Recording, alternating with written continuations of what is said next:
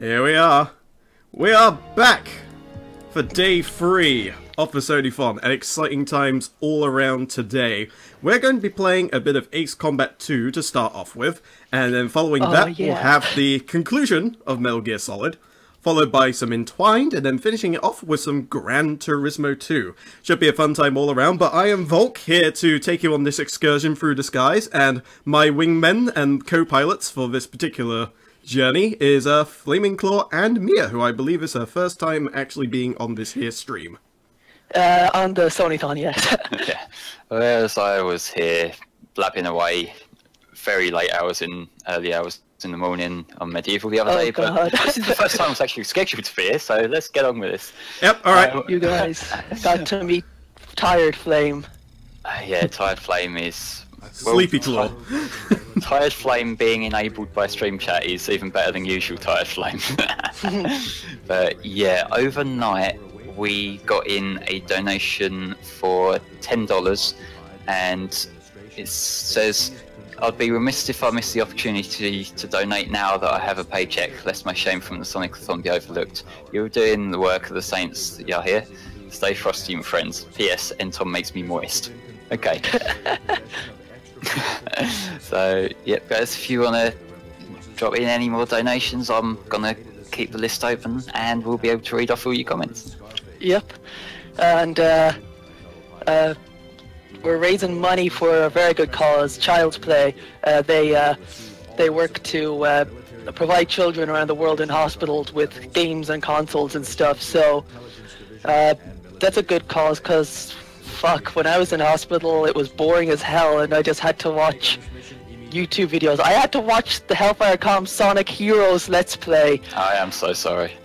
In order to keep myself company, so I'd much rather be playing, you know, a good game like Ace Combat 2. I wasn't sure if you had played this one, because I was saying to Volk ahead of time that, like, I've never played this, so you're probably going to be doing all the talking here. Hey. Yeah, that's fair enough. Basically, what happened was that there's a country, I forget the exact name of it, but the leaders were out on a diplomatic mission, and a organization saw it as an opportunity to go ahead and take over, and now they're wreaking havoc across the world. So we've kind of been called aboard with our best piloting squads in order to see the threat through. And as you go through each of the missions, you have different objectives to either take down planes or facilities, or just like take out an entire squadron by yourself as well. That's also a thing that can happen.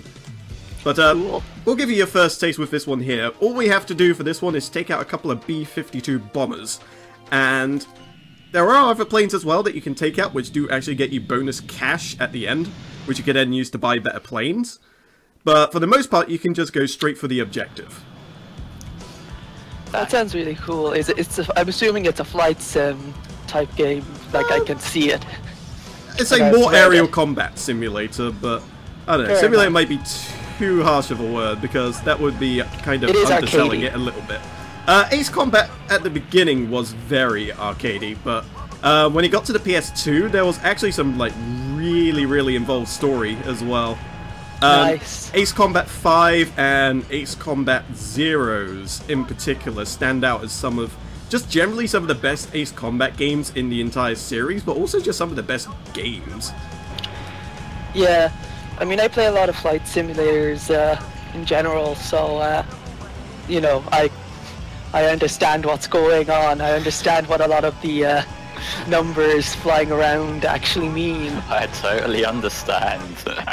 So there you go, that was nice and easy. Just a few planes to take down.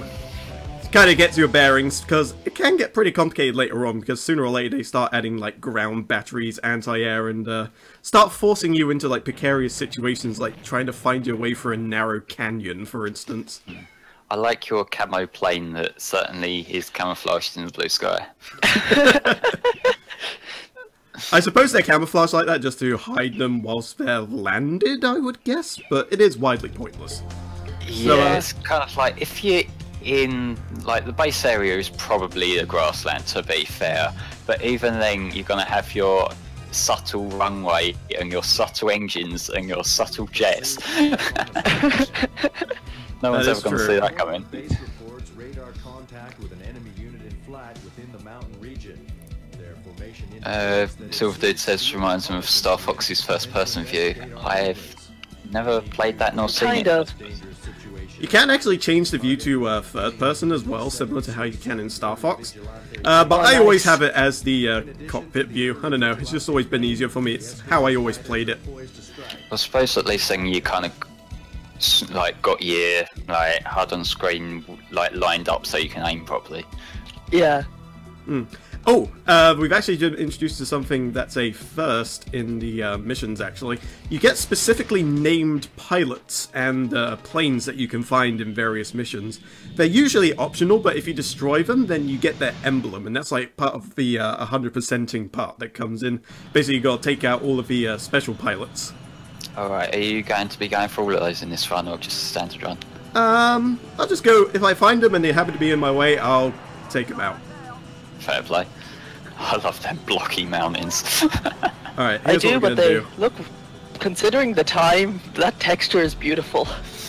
Oh yeah, I mean, Ace Combat 2 had some fairly decent graphics. I mean, it's certainly not the best, but they did a good job, I mean, considering the time, especially, as Mia just said.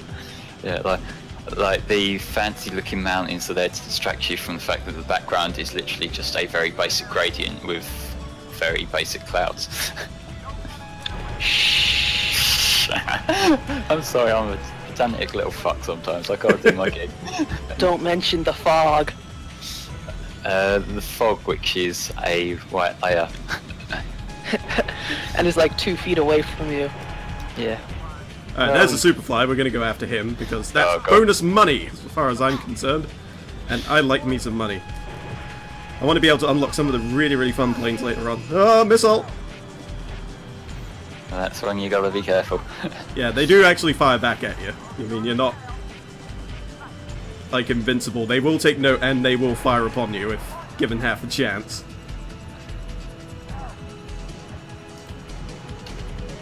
Oh, get back here. Where do you think you're going? Somewhere around here.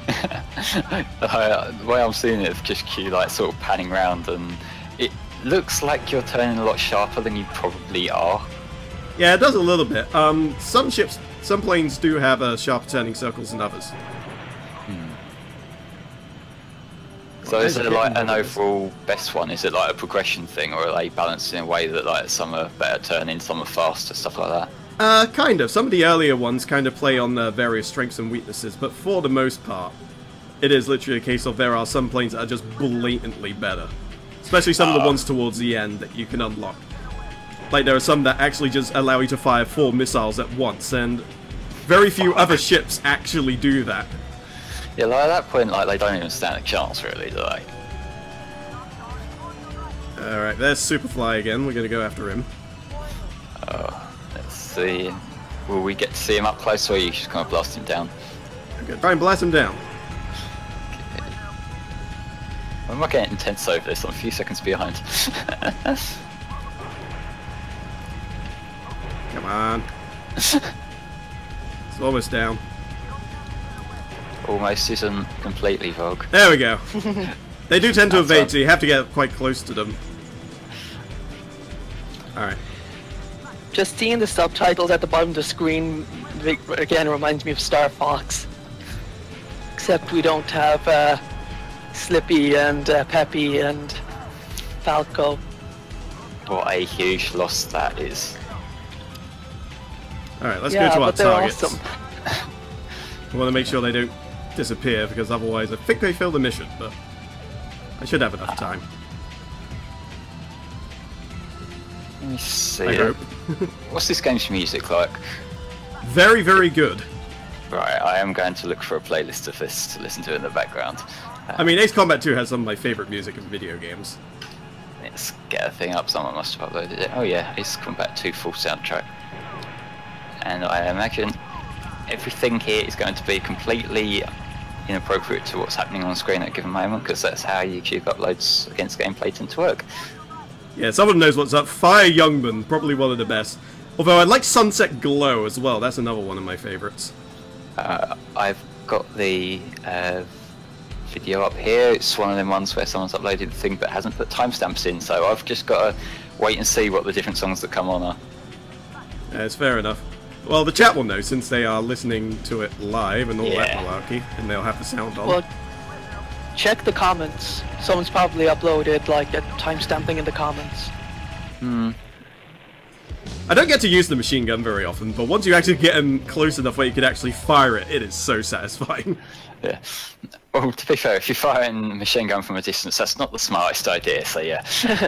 Now, you have to get within a certain range. It can depend on the plane.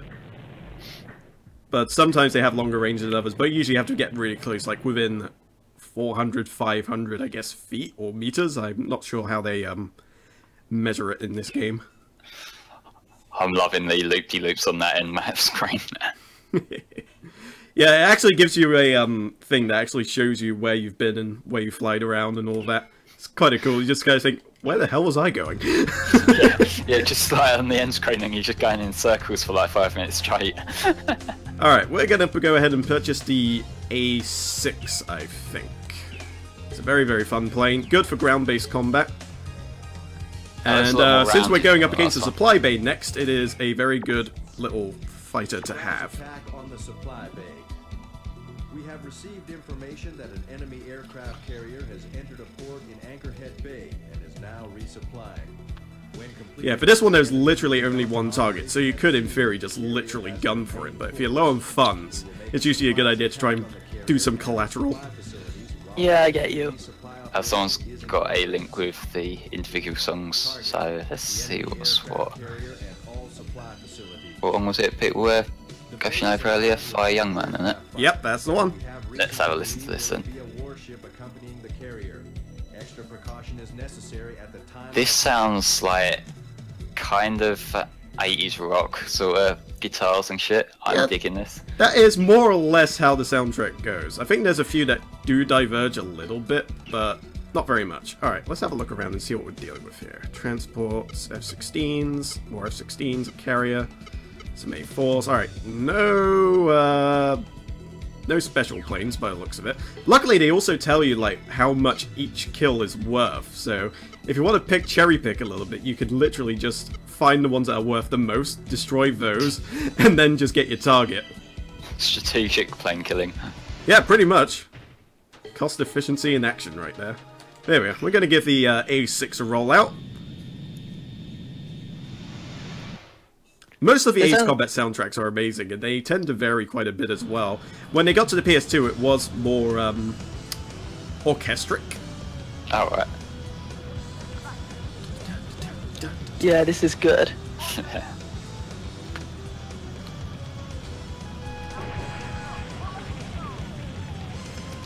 I will say the funky synth that I'm hearing, and obviously the music I'm listening to isn't the same as on stream, so I don't know how inappropriate it is to what's going on, but like, I'm fucking digging this synth. I think the music's always appropriate. It doesn't really matter that much. Yeah, I suppose so. Except for when I've got like guitar music going and you're on a menu or something. Yeah, that probably, yeah. True.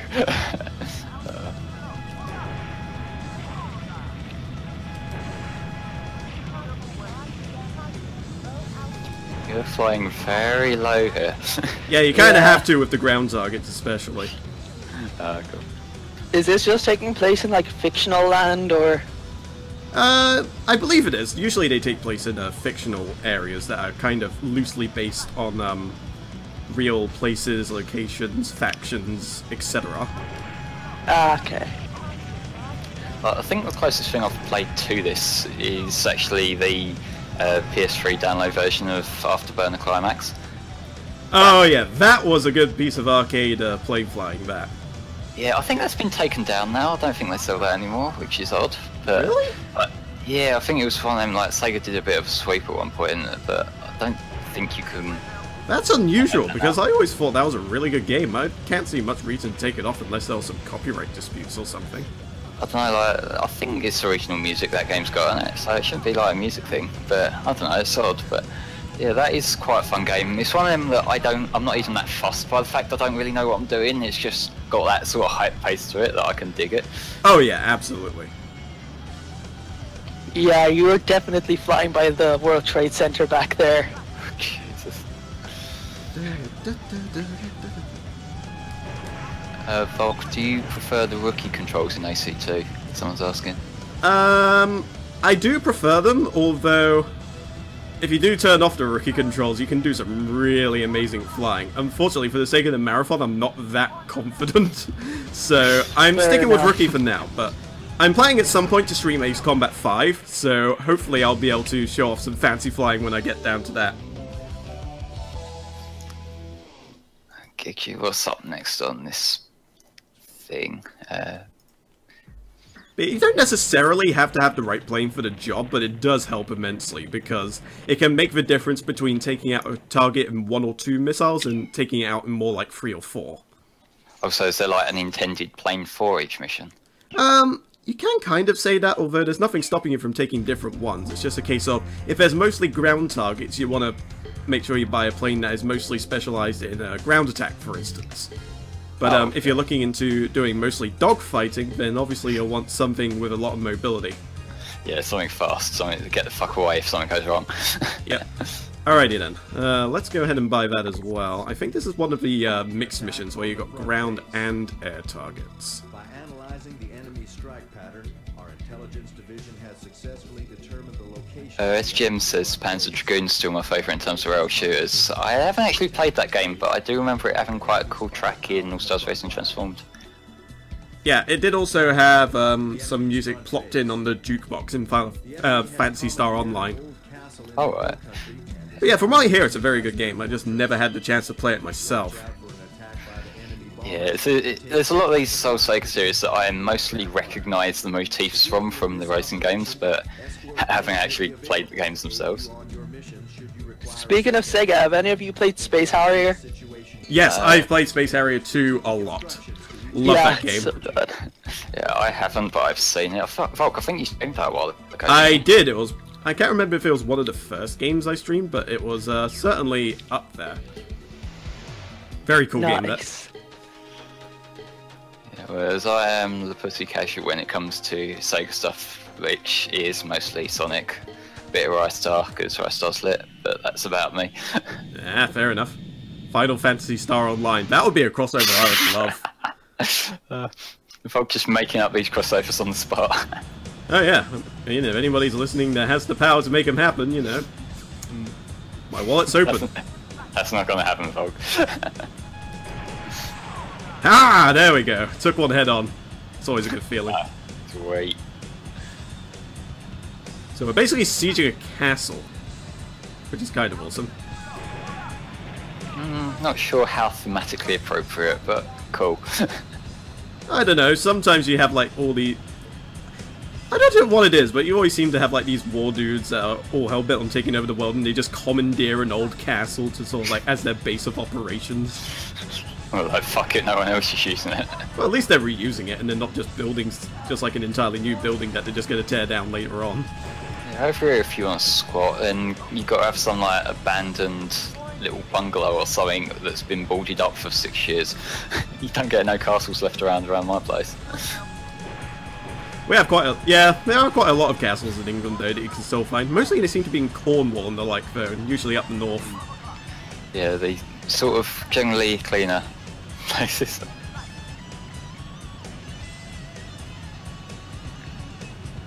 This song's on at the moment on my OST, Meltdown. Do you recognise that one?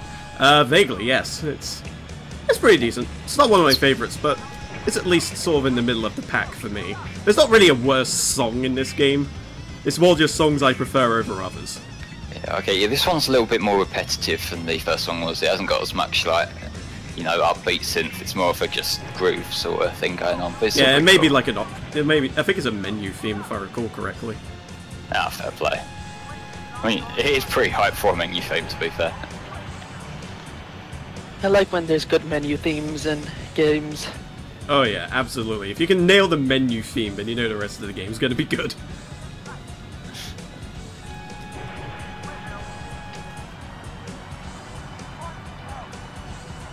Come on, where are you? I see the arrows pointing around. You know what? Alright, I'm going to try and circle him again. Let's get nice and high up. And then we'll make a nice turn over here, and hopefully that should put us back inside of them. What's the hangar thing called? Warcrimes Tessu? And I'll look it up on the soundtrack. That's a very fitting username considering what we're doing. Yeah, true that, true that.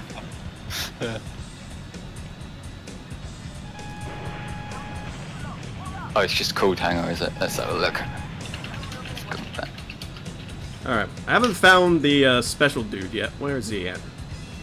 It's one of these guys, I'm pretty sure. That's just a standard F-16, and... Oh, I got a hit on him, but didn't kill him. The other missile missed. I think there's only 2 planes left. No, 3. So one of these guys must be the dude I'm looking for. Okay, so I'm listening to the hangar theme. It sounds pretty groovy, not gonna lie.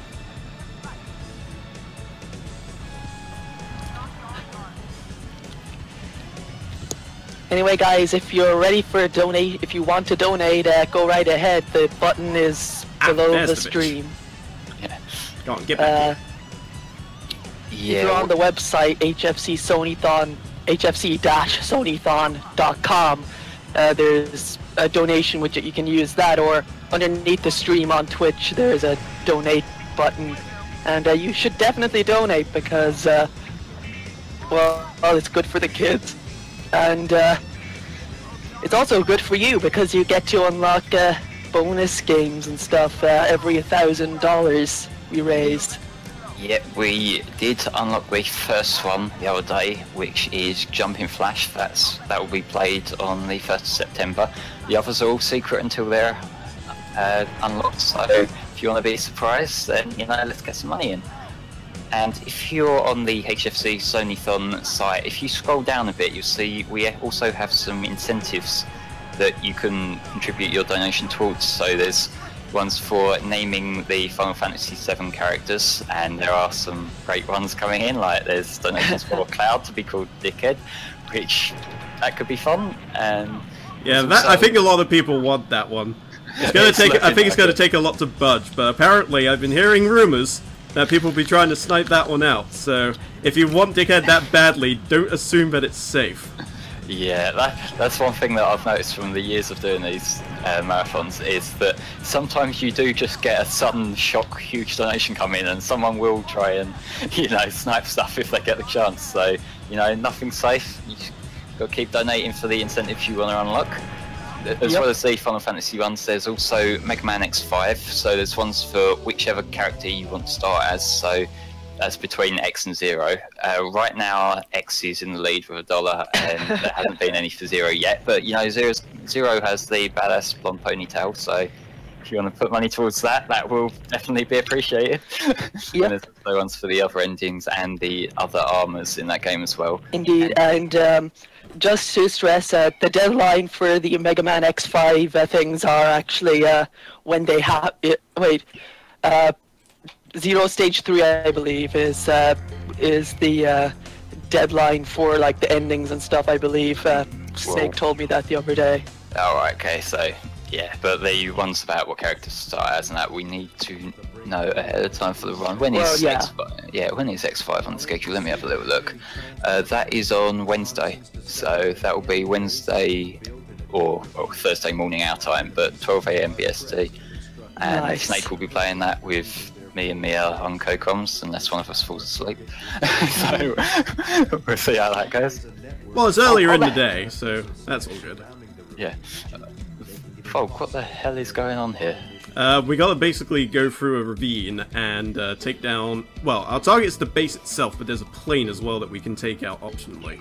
And he's worth a lot of simoleons if we can get him. He's actually worth 3 times more than the actual mission objective. So, I just love the realistic looking model of the plane against, you know, all the computerized technical stuff going on here. Well, it's kind of like you're in a... I guess they wanted to just emulate what a war room would probably feel like.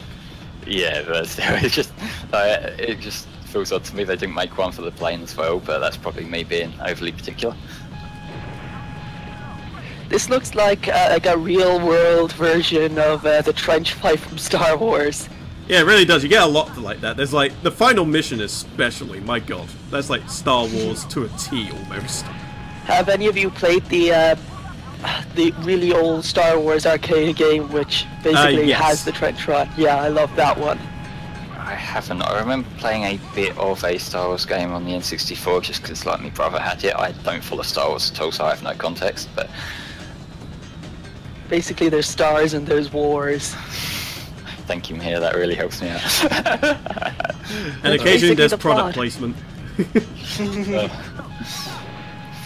Oh, this looks tight. Yeah, unfortunately you can't, like, ascend too high, otherwise the, like, anti-aircraft guns would just, like, instantly kill you. And if you slow down too much, you stall, and then you just end up plummeting to the ground. So you've got to keep your speed relatively high, I say, as I almost crash into the side of the cliff. Yeah, don't do that.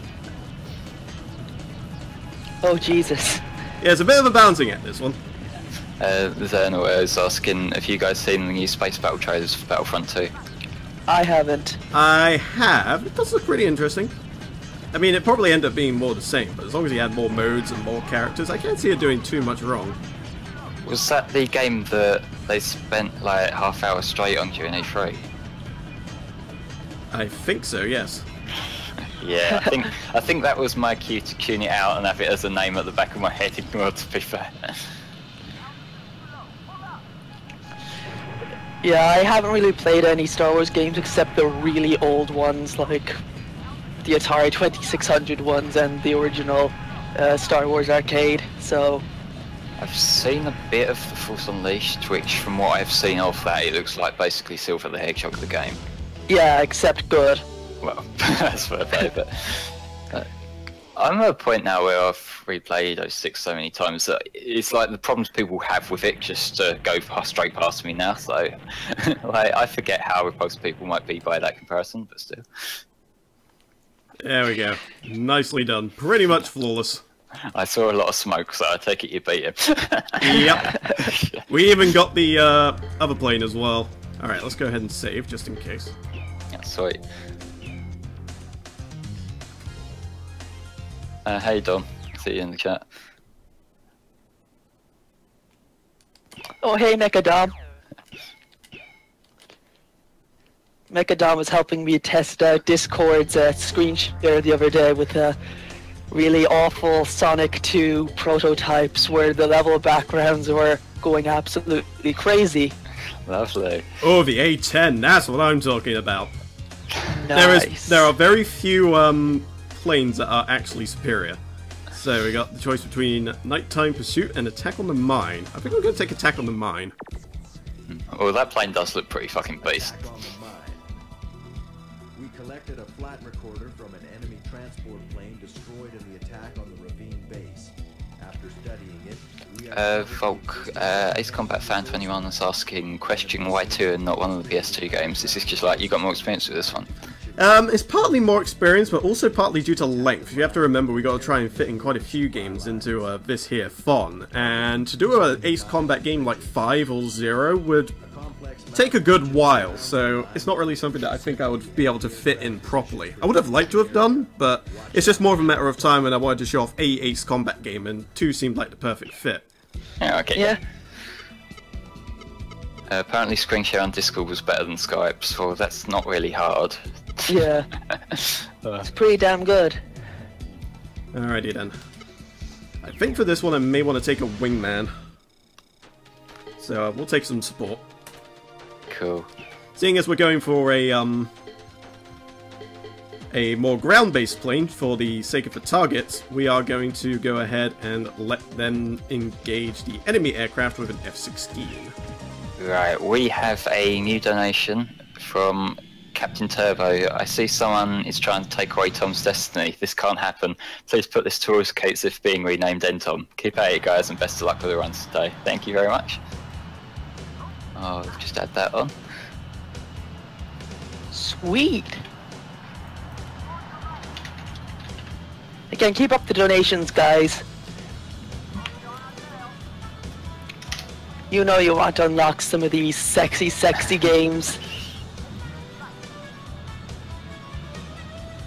Some of you may have already worked out the clues for some of them as well, so you may know what is potentially on the horizon. Yep, but I am going to shoot down this conversation right now because I know Mia is not good at subtlety in the very least. I'm not gonna say anything. Jesus Christ, dude. Yeah, so if you're wondering about how many we have left and whatnot, if you look below the schedule on the Sonython site, we have little teasers. Volk, are these your teasers that you put together, mate? Tom did help with a few of them, but some of the other ones I did come up with. Alright, yeah, there are little clues as to what they might be. Naturally, I know some of you have been guessing during some of the other streams. We're not going to confirm or deny any. So, it's one for you to feel smug if you got it right when they get unlocked. Yep. Okay, so I was talking about they got Mike Pollock to do the snooping as usual line in Sonic Boom. Yeah, I did see that. I don't think his delivery of it was quite as sharp as the original one. Yeah. It was a decent homage though. It was. Yeah. I'm just surprised they managed to get it because I know he hates that line. He does, yeah. I mean, I suppose if he's being paid to do it, he doesn't care.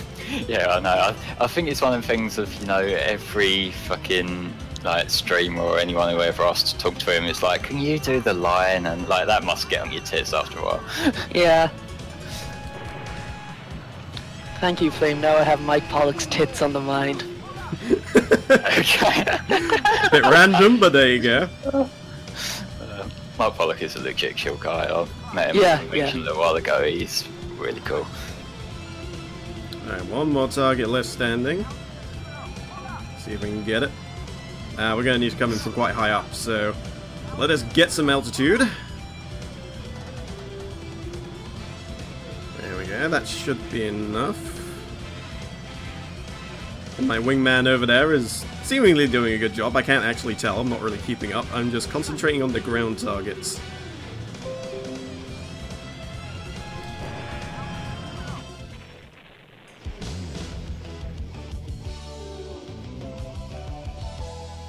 Ah, crud, I think it disconnected.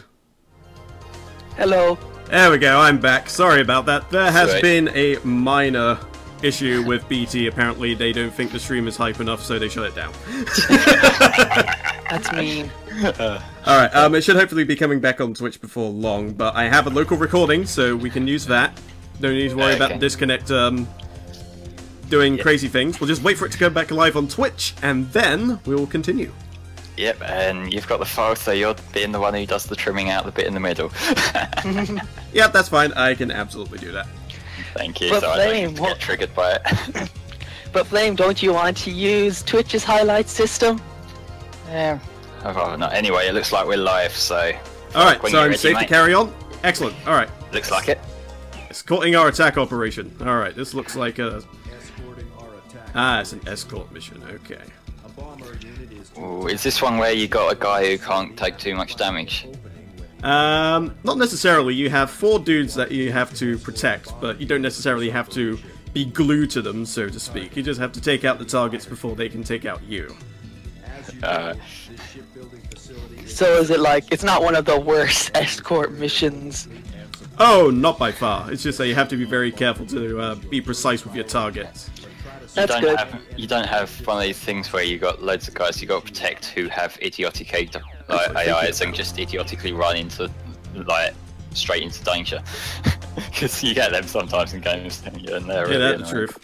I was just checking to see if there was actually any planes we could take advantage of, but we'll definitely want support for this one, I think. So let's go with engage aircraft, secure airspace over target, commence escort operation. Ooh, MiG-29. That's a pretty decent little plane there. Alright, we'll go ahead and take our F-16, and we'll set to work on this there escort mission. Okay, let's see if this is as inoffensive as you say. I don't remember having any problems with this. Usually I just get ahead right away, go straight for the targets, and usually that's that. There is another bonus plane you can take down here called ZOE, which I'm assuming is like Zone of Enders or something like that, or something else. Zebra of Evil. Yeah. This predates ZOE, so probably not. Yeah, this is Namco, not Konami, so I doubt it is, unless it's a homage. A preemptive homage. When was Zone of Enders? That was like PS2 though, wasn't it? Yeah. So I'm going to say it's probably more like Zebra of Evil or something similar. No, what they did is they went to the future and decided to retroactively change time or some shit. I don't know where I was going at. Yeah, it's a split timeline. Alright, those planes are turned around, so they're not going to do much, so I'm going to take out the one that's a little bit further ahead. That is literally on their tail. Yeah, you got... I see...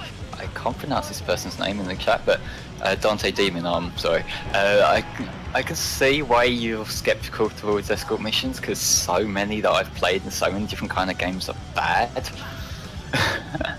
Like, also come to my mind, obviously there's the escort anal ones in a 6, but there's also stuff like, toward the end of Catherine, there's that one where you have to guide a complete but fuck retarded AI through a puzzle game, which is incredibly frustrating. Yeah, no kidding. There are some notoriously bad escort missions. But luckily this isn't one of them, at least from my experience. Does the ball puzzle count as an escort mission? I suppose technically it would. But I mean, fun fact about that one actually, like not too long ago I just re-recorded 06 for the non-com channel, and I was expecting that Dusty Desert run to be the absolute worst because like I've had so much grief for that. I ended up doing the ball puzzle legit first take. I don't know how. Nice. Alright, looks like there's one more target plane to take down. Zebra of Evil is still going around, but I'm going to ignore him for the sake of just making sure this escort mission goes along swimmingly. Unless he happens to stand in my way, like he is right now! Wait, what's the guy you're meant to be protecting between you and the enemy? No, not quite. He's just flying around. We did actually get hit by a missile, and if you get hit by a missile, it does tons of damage. You don't really want to get into the habit of doing too many head-on attacks unless you're just an absolute god. Folks, pro tips, don't get hit by missiles. Yeah, they hurt. It usually only takes, like with the enemy planes, it only takes usually 2 or 3 missiles to take you down. Okay. So there we go. That was relatively easy, like I said, very unoffensive escort mission. Get a fair bit of bob as well. Usually if you have a wingman, they can do a lot of the legwork of keeping a close eye on the escort and take it off your hands. So we got the KFC 7, which obviously instead of missiles fires fried chicken, but I'm going to save my money because I know there's a couple of planes coming up that are pretty expensive, but they are incredibly good. But I wanted KFC. I'm hungry now. You get what you're given. It's Burger King or nothing. No, memories of being in college and not particularly liking Burger King burgers, but they were £1. Yeah. A unit in flight was sent to us by a reconnaissance satellite. From its size, the image appears to be a bomber unit in a moving operation. So this is our first high altitude skirmish. And the thing is about high altitude is that you have to obviously be high enough to be able to actually engage the planes in question. But if you go too high, of course you'll end up stalling and you'll have to correct yourself. So this is a pretty challenging mission, similar to the ravines and the canyon-based missions, except it's not so much dealing with narrow spaces as it is balancing your height and making sure you're at just the right height, that you're as high up as you can be, but not enough to start stalling. Yeah, because you don't want to go down and be vulnerable, really, do you? Not in the least. Alright, let's go ahead and take the old F-16 again. Very balanced, so generally good all-purpose, and you pick it up relatively early on, too.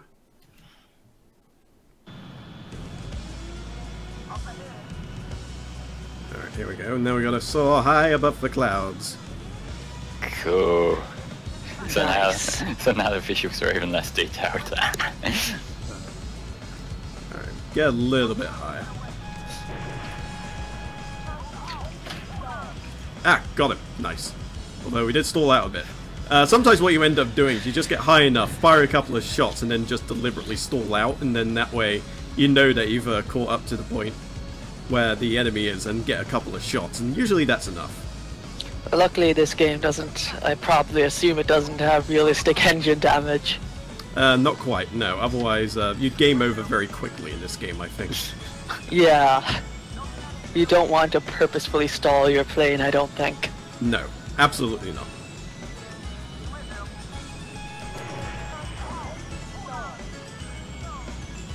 we got hit, but it wasn't enough to kill. Alright,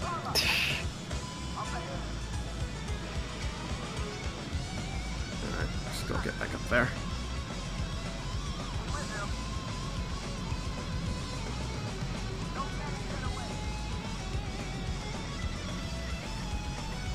A bit closer.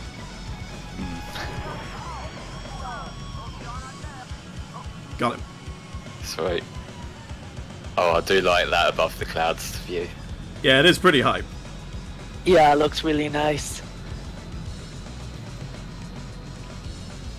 It reminds me of the credits of Final Fantasy VI, actually. Does a little bit, yeah. Alright, where are they? Ah, there they are. And you'll be happy to know, Flame, the credits of Final Fantasy VI actually use Mode 7. Cool. I haven't got any my background noise coming through, have I? Because I can hear people downstairs and it's... No, I don't hear anything anyway. Ah, apparently I got hit. Nice. Oh, nice. I thought I fucked it up, but apparently I did.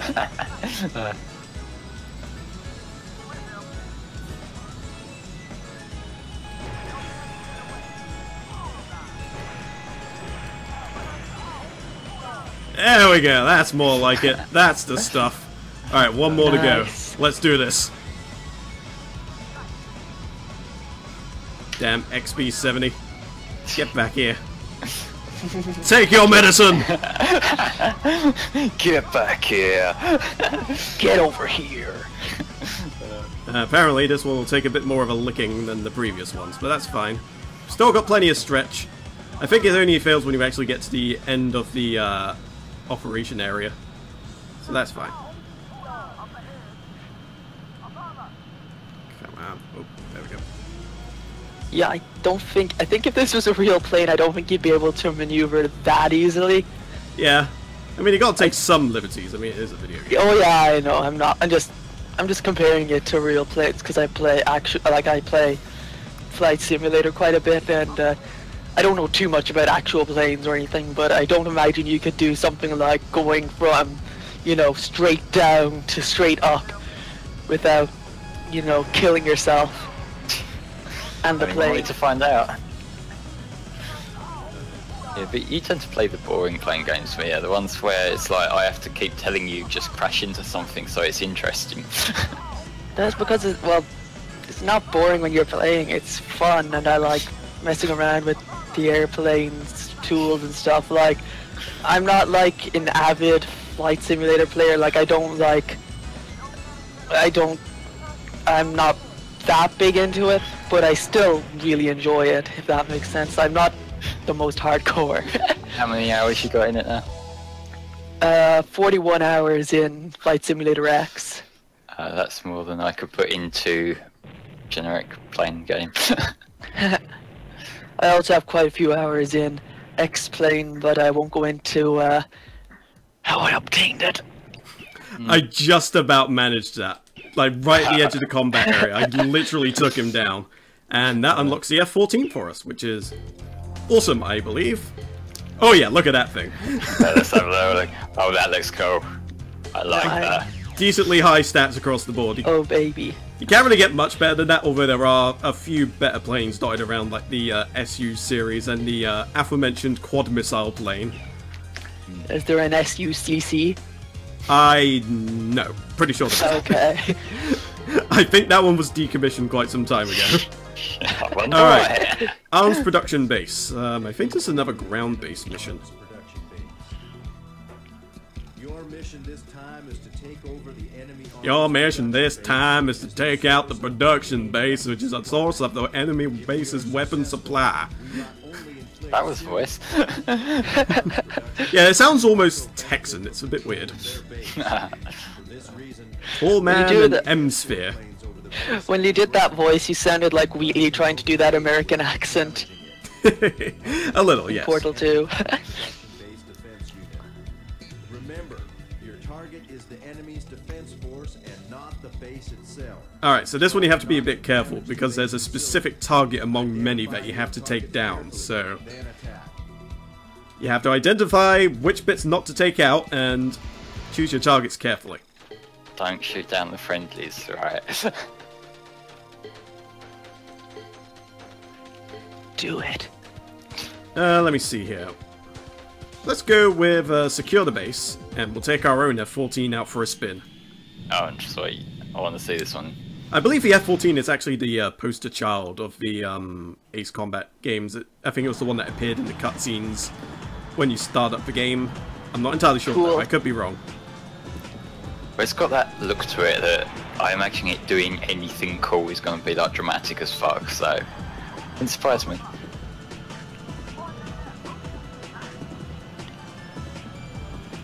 Alright, let's take out this guy. He's left himself open.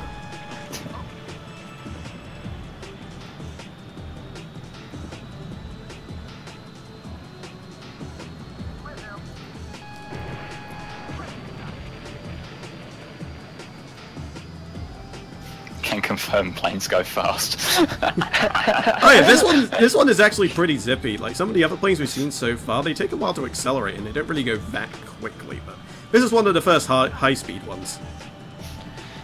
Yeah, you can get some really high-speed airplanes, like compared to, or you know, military planes compared to, you know, just your typical jetliner.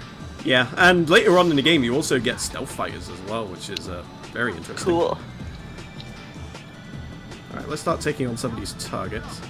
Oh, nope, never mind. Apparently our targeting reticule didn't want to play ball. That's okay. We'll just take out some more planes. Ah, hello there, tall man. Let's see how tall you really are. You are getting scary close to the ground in some of these. Oh yeah, that's where some of the tenseness comes in, and it's really, really awesome when you can get into those sort of low ground sweeps and then dart straight back up. Yeah.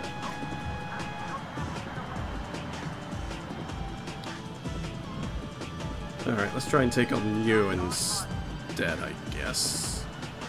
I'll just need to line up nicely. There you go.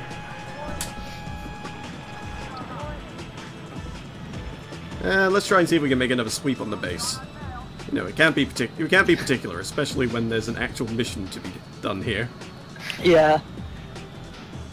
I know I've talked about it before, but I mean, for a PS1 game, these graphics are really fucking good. Yeah, they are definitely up there. I can't remember like how long in the PlayStation's lifespan this game actually came out, because obviously there was an Ace Combat 1 before it. Yeah. Let's have a little look. This released 1997.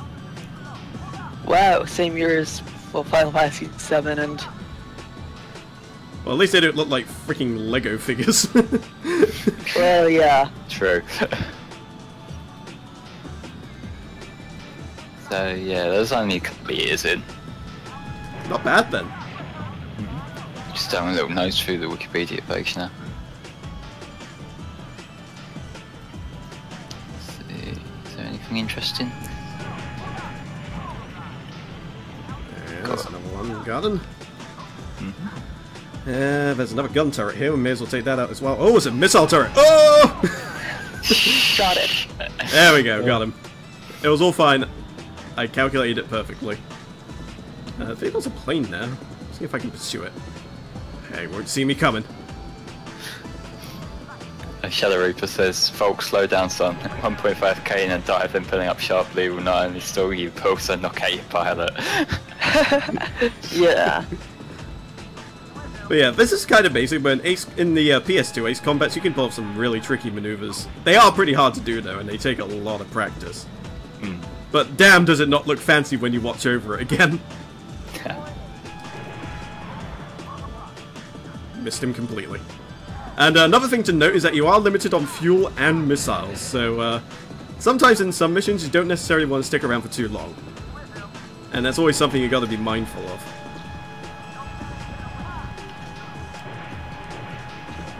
Come on, it's point blank.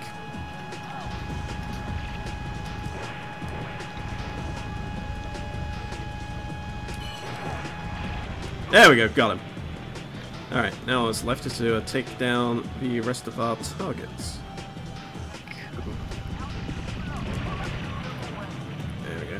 Yeah, unfortunately you have to get quite close because the targets are kind of in an alcove, so you gotta approach it at just the right angle, because otherwise you'll just fly either straight over it, or worse, you'll fly too close to it and then you'll crash.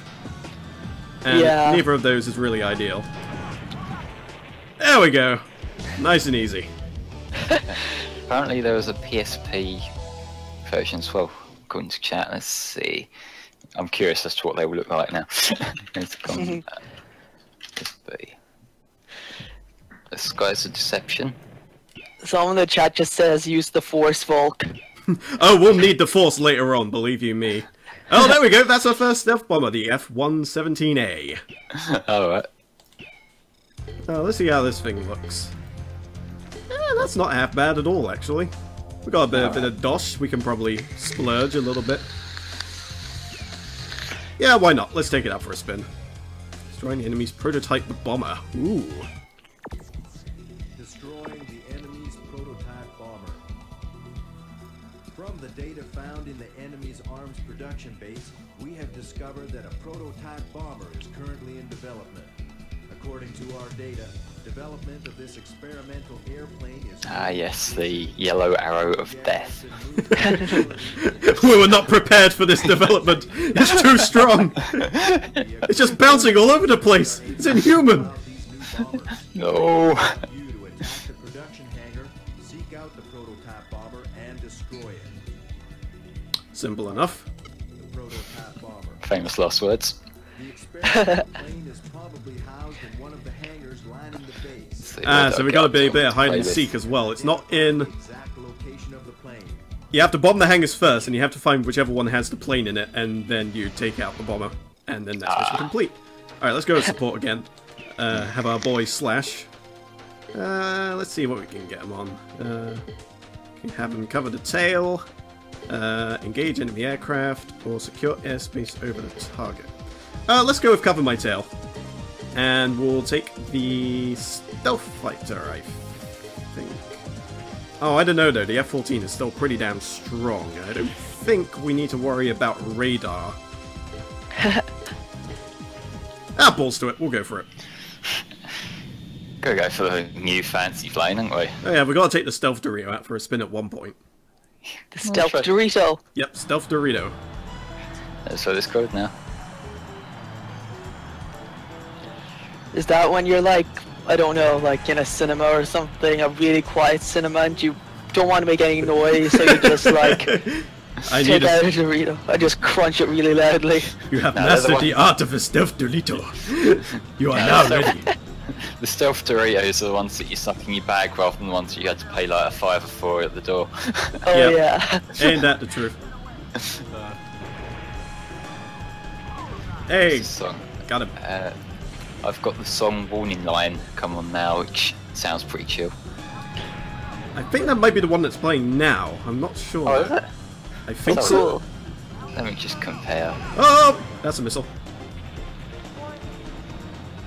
Yeah, you gotta be very careful with the missile systems, especially. They will wreck your shit. Mm.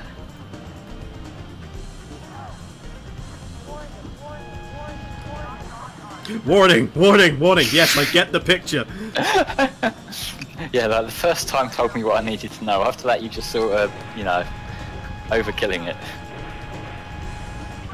Hey, we took down the special dude as well. Wonderful. Sweet.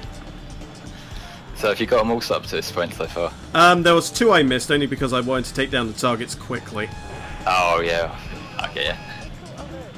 Sometimes you just want to get the mission over with, because being on time limits and such is never a good idea to spend too long chasing after one dude. However, when you do complete the game, you can actually revisit the missions that you either A, missed, or B, you wanted to go back and defeat the doody dude. So you can always go back to previous missions after you've completed the game. So you might have told me this earlier and I forgot, but is there like an extra like reward for 100% completion? I think you unlock a new plane. I'm not entirely sure though. I think it's more just for bragging rights. It's just like, yeah, I took down all these ace pilots, so look at me. I'm the bee's fucking knees. Sign me up for the raspberries immediately. What's that? There's a sequel? Fuck. Well, yeah, in Ace Combat, I would say if you wanted to go, if I wanted to get the name the best Ace Combat game, it would, without any reasonable doubt, be 5. It's just the perfect war, anti-war story. Like, there's character development. And the music there tugs at your heartstrings in just the right moments. It's It's nothing short of a masterpiece, honestly, but like I said, the only thing stopping me from doing it for the Sonython was literally time constraints. Yeah, it just would have been too long for a marathon where we want to try and showcase multiple Sony games. Yeah. No, this is the Planathon now. This is the Ace Combat-a-thon.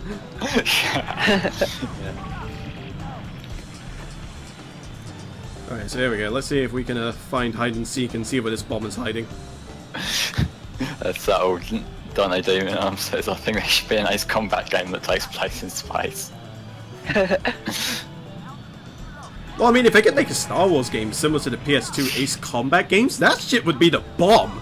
Like, not even kidding, that would just be incredible. I mean, you had, like, Rogue Squadron and things like that, but they always felt more arcadey for me, in all honesty.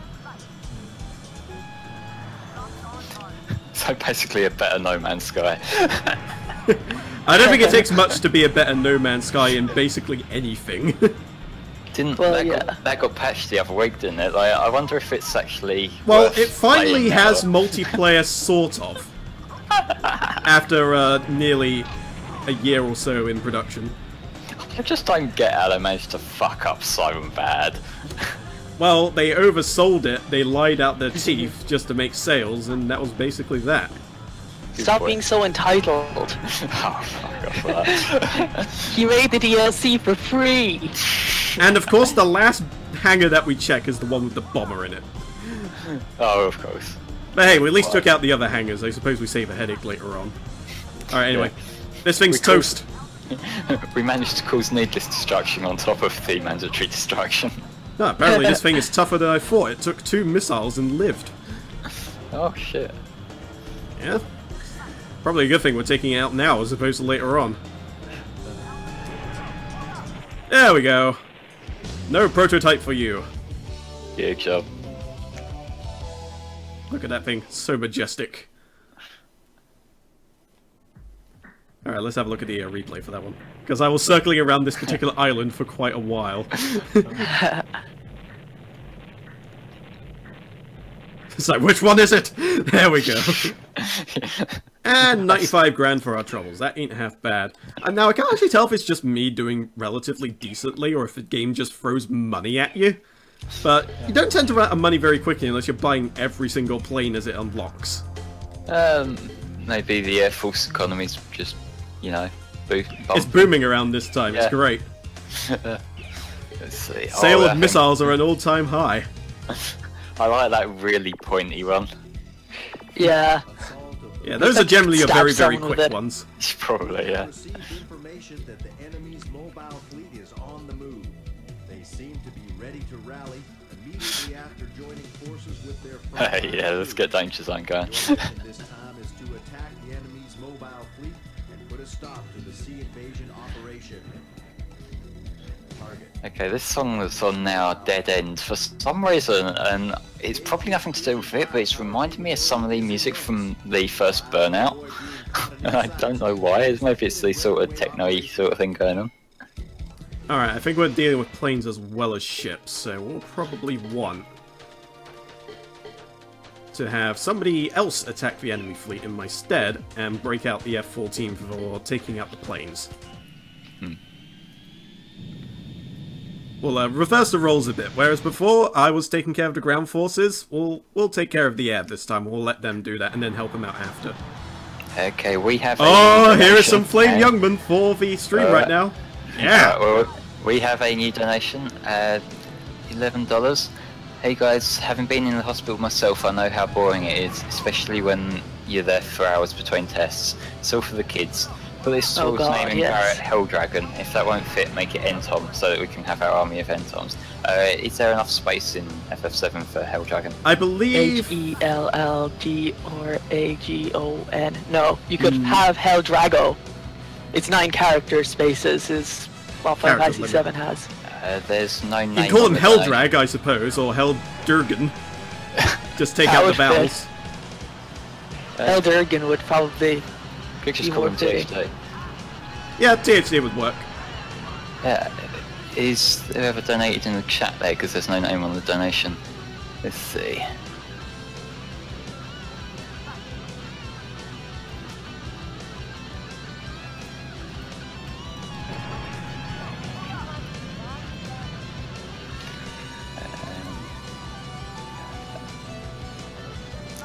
Oh, I'll take it that Shadow Reaper's donation then. So yeah, it says do THD, it's fine.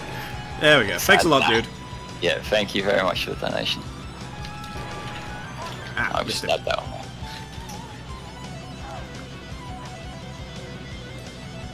Ah, Hangman. Get back here.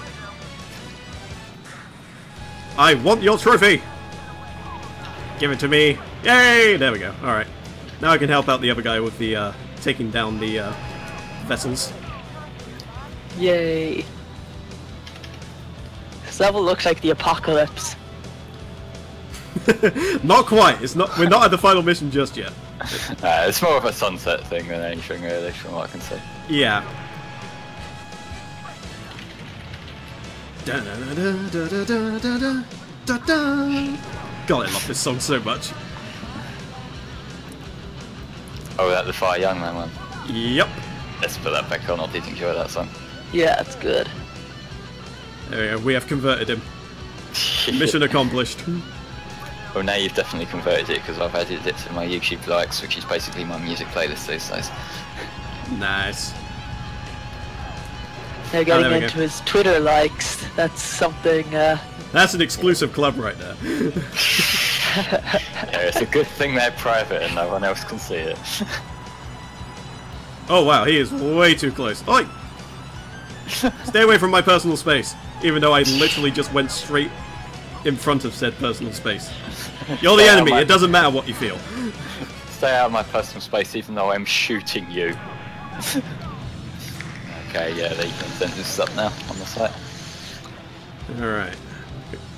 But the ships are got to be very careful because they are Aegis cruisers and they are well-known anti-aircraft ships. So you got to be very careful of missiles and all sorts of nonsense. So get in there nice and quick and break away immediately after you fire your missiles. That is the best advice I can give to anybody trying this mission for themselves. No Vortex, that's Volcamar playing. yep. It is indeed I, the very same person whom you just said. That is my name, I remember. There we go, mission accomplished. And quite finally too, if I dare say. Nice job. There's combat fans saying if there's one game I say to avoid in the franchise, it's Assault Horizon. Is that like an infamous one, or is it just not as great as the others? It is not nearly as great. I think Ace Combat 4, 5, 0, and 6 was really like the golden age of Ace Combat. And when was the most recent one? 7 Skies Unknown? Oh no, we gotta do Top Gun now. Oh, what's that then? We gotta land the plane. We gotta land the plane. Oh Christ. Why are they sending 2 planes to take down a fleet? Good question. In Flight Simulator, in one of the Flight Simulator games, I can't remember, I think it might be X, but you have to land a plane on an aircraft carrier with, well, in one of the missions you land a plane on an aircraft carrier with no radar or any sort of like equipment.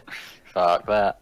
You know, I was kind of hoping I would fail the landing just so I could pull off my greatest ace! If anybody sees that, let me know.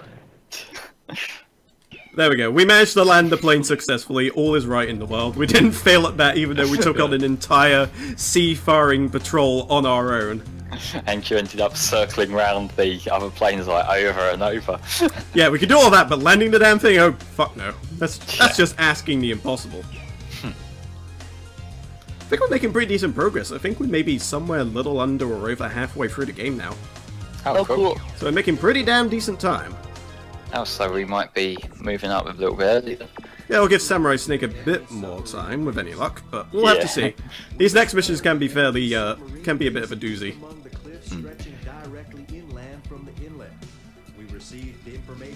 We got another Fred the Needle type mission here. Oh, one of them ones. Yes, this actually is just all a metaphor for dealing with female menstruation. Oh, Jesus.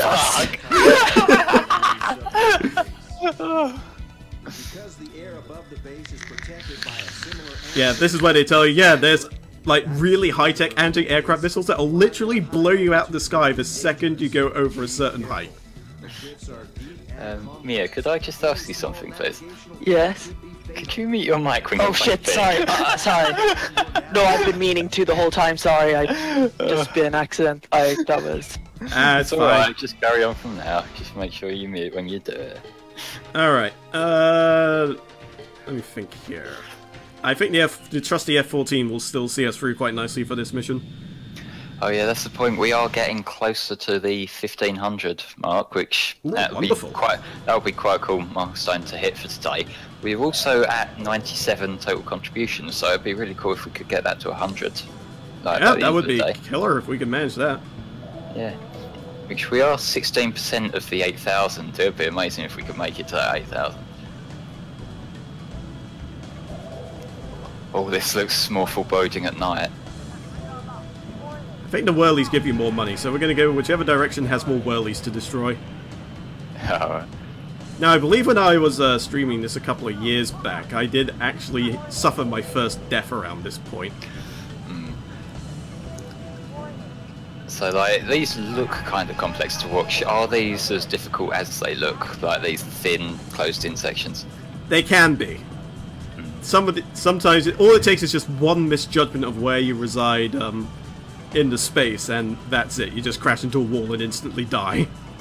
Yeah, because I remember in Afterburner these sections were quite a bit of a bitch, because quite often it'd be these sections that you'd just start in and you'd have to fight guys along here. And bear in mind, those games are a lot faster than what we're seeing right now, so it's like fight off all the guys while also crashing into everything.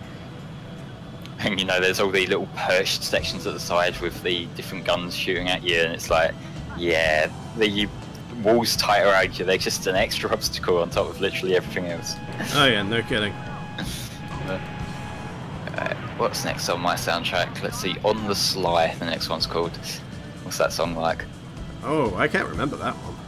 There are a few that sound like similar, but I don't know exactly which tune they are. I know pretty much all the tunes, sometimes I can't quite associate the name with the actual tune itself.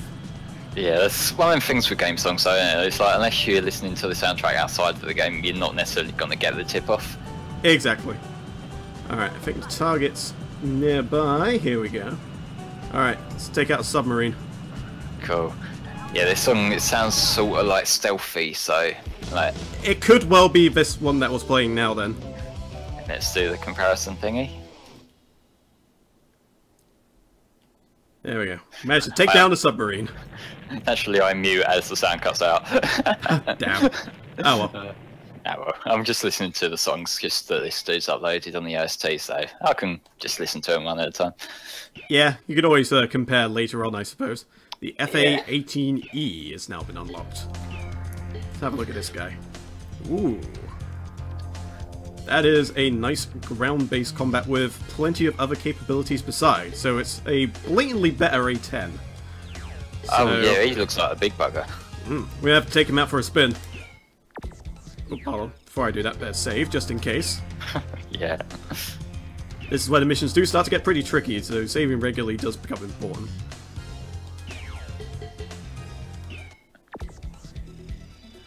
Taking over the hydraulic power plant. We need you to take over the hydraulic power plant facility located in a secluded spot in the mountains. Okay, so this song, the On the Sly one, it sounds kind of like, you know, it's got a lot of soft piano, but it's like got these random like high-pitched synth bits, which that would be the song that was just playing on the mission earlier. Oh, cool. I was gonna say that the like higher-pitched synth bits remind me part of the SA1 soundtrack, just because I know that uses that, particularly in some of the Eggman sections, like the different Eggman egg carrier areas. Yeah, that makes sense. Although it seems kind of cool that over the next couple of days I'm literally going to be going from a plane to a car to a mech. I mean, that's a pretty decent combination right there. Yeah, you got Armored Core tomorrow, haven't you? Yes, I do, and I love that game dearly as well. Yeah. Alright, so what are we dealing with? Gran Turismo sing-along, haven't you?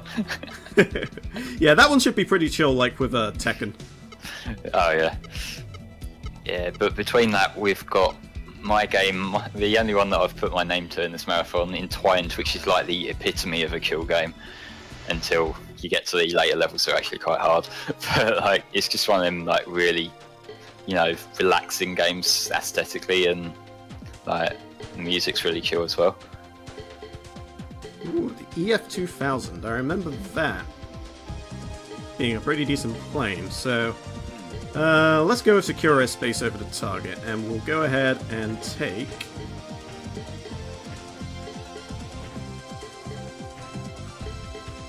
Yeah, let's go ahead and take the 18E out for a spin. Go for it. It has some decent ground damage as well, so we'll be able to take out any anti-aircraft batteries that might be dotted around.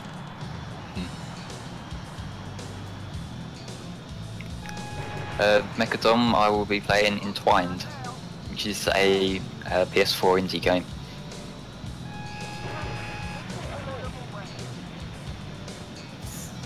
Next on the soundtrack, Rising High. Does that ring any bells? Yes, it does. That's a very good one, if I remember correctly. It's like very upbeat. Upbeat synth, yeah, I'm digging this. Yeah, that's another really good one. Volk, what's your favourite car in Gran Turismo 2? In Gran Turismo 2... Well, you got to give a bit of a shout out to the old Suzuki Escudo Pikes Peak edition, obviously. Because that was where the legend started. And, well, apart from that, they have a whole bunch of cars from Initial D in there as well. So, you know, I've got to give a bit of love for the AE86 since that's in there. But I remember... 86. I remember it wasn't exactly in GT2, but in GT1 there was the Mitsubishi GTO Twin Turbo. That was always one of my favorites. And after that, I think it was more the FTO I was attached to. So I'd say between the FTO, the Escudo, and the AE86. So there you go. Fair play. Did you say 8086? No, I said AE86. Oh, okay. I thought you said 8086. I was like, that's a processor. Alright, I'm bothered taking out these ground targets. Give me an air target. Ah, there's a volunteer. Oh, that's the thing. Ace Combat fans saying that apparently Ace Combat 3 is different depending on whether you're playing the Japanese or international version. Like, Oh yeah, I do remember hearing about that. what kind of things are we talking differences? I can't entirely remember, but I was doing some general research about Ace Combat a while back. Oops, damn it! I got distracted and blew up the wrong thing, but that's okay. You can. It's not an immediate fail if you blow one up, luckily, so that's fine. But no, I can't remember what the differences actually are. I think there may be a few planes in there that were exclusive in one version and weren't present in another.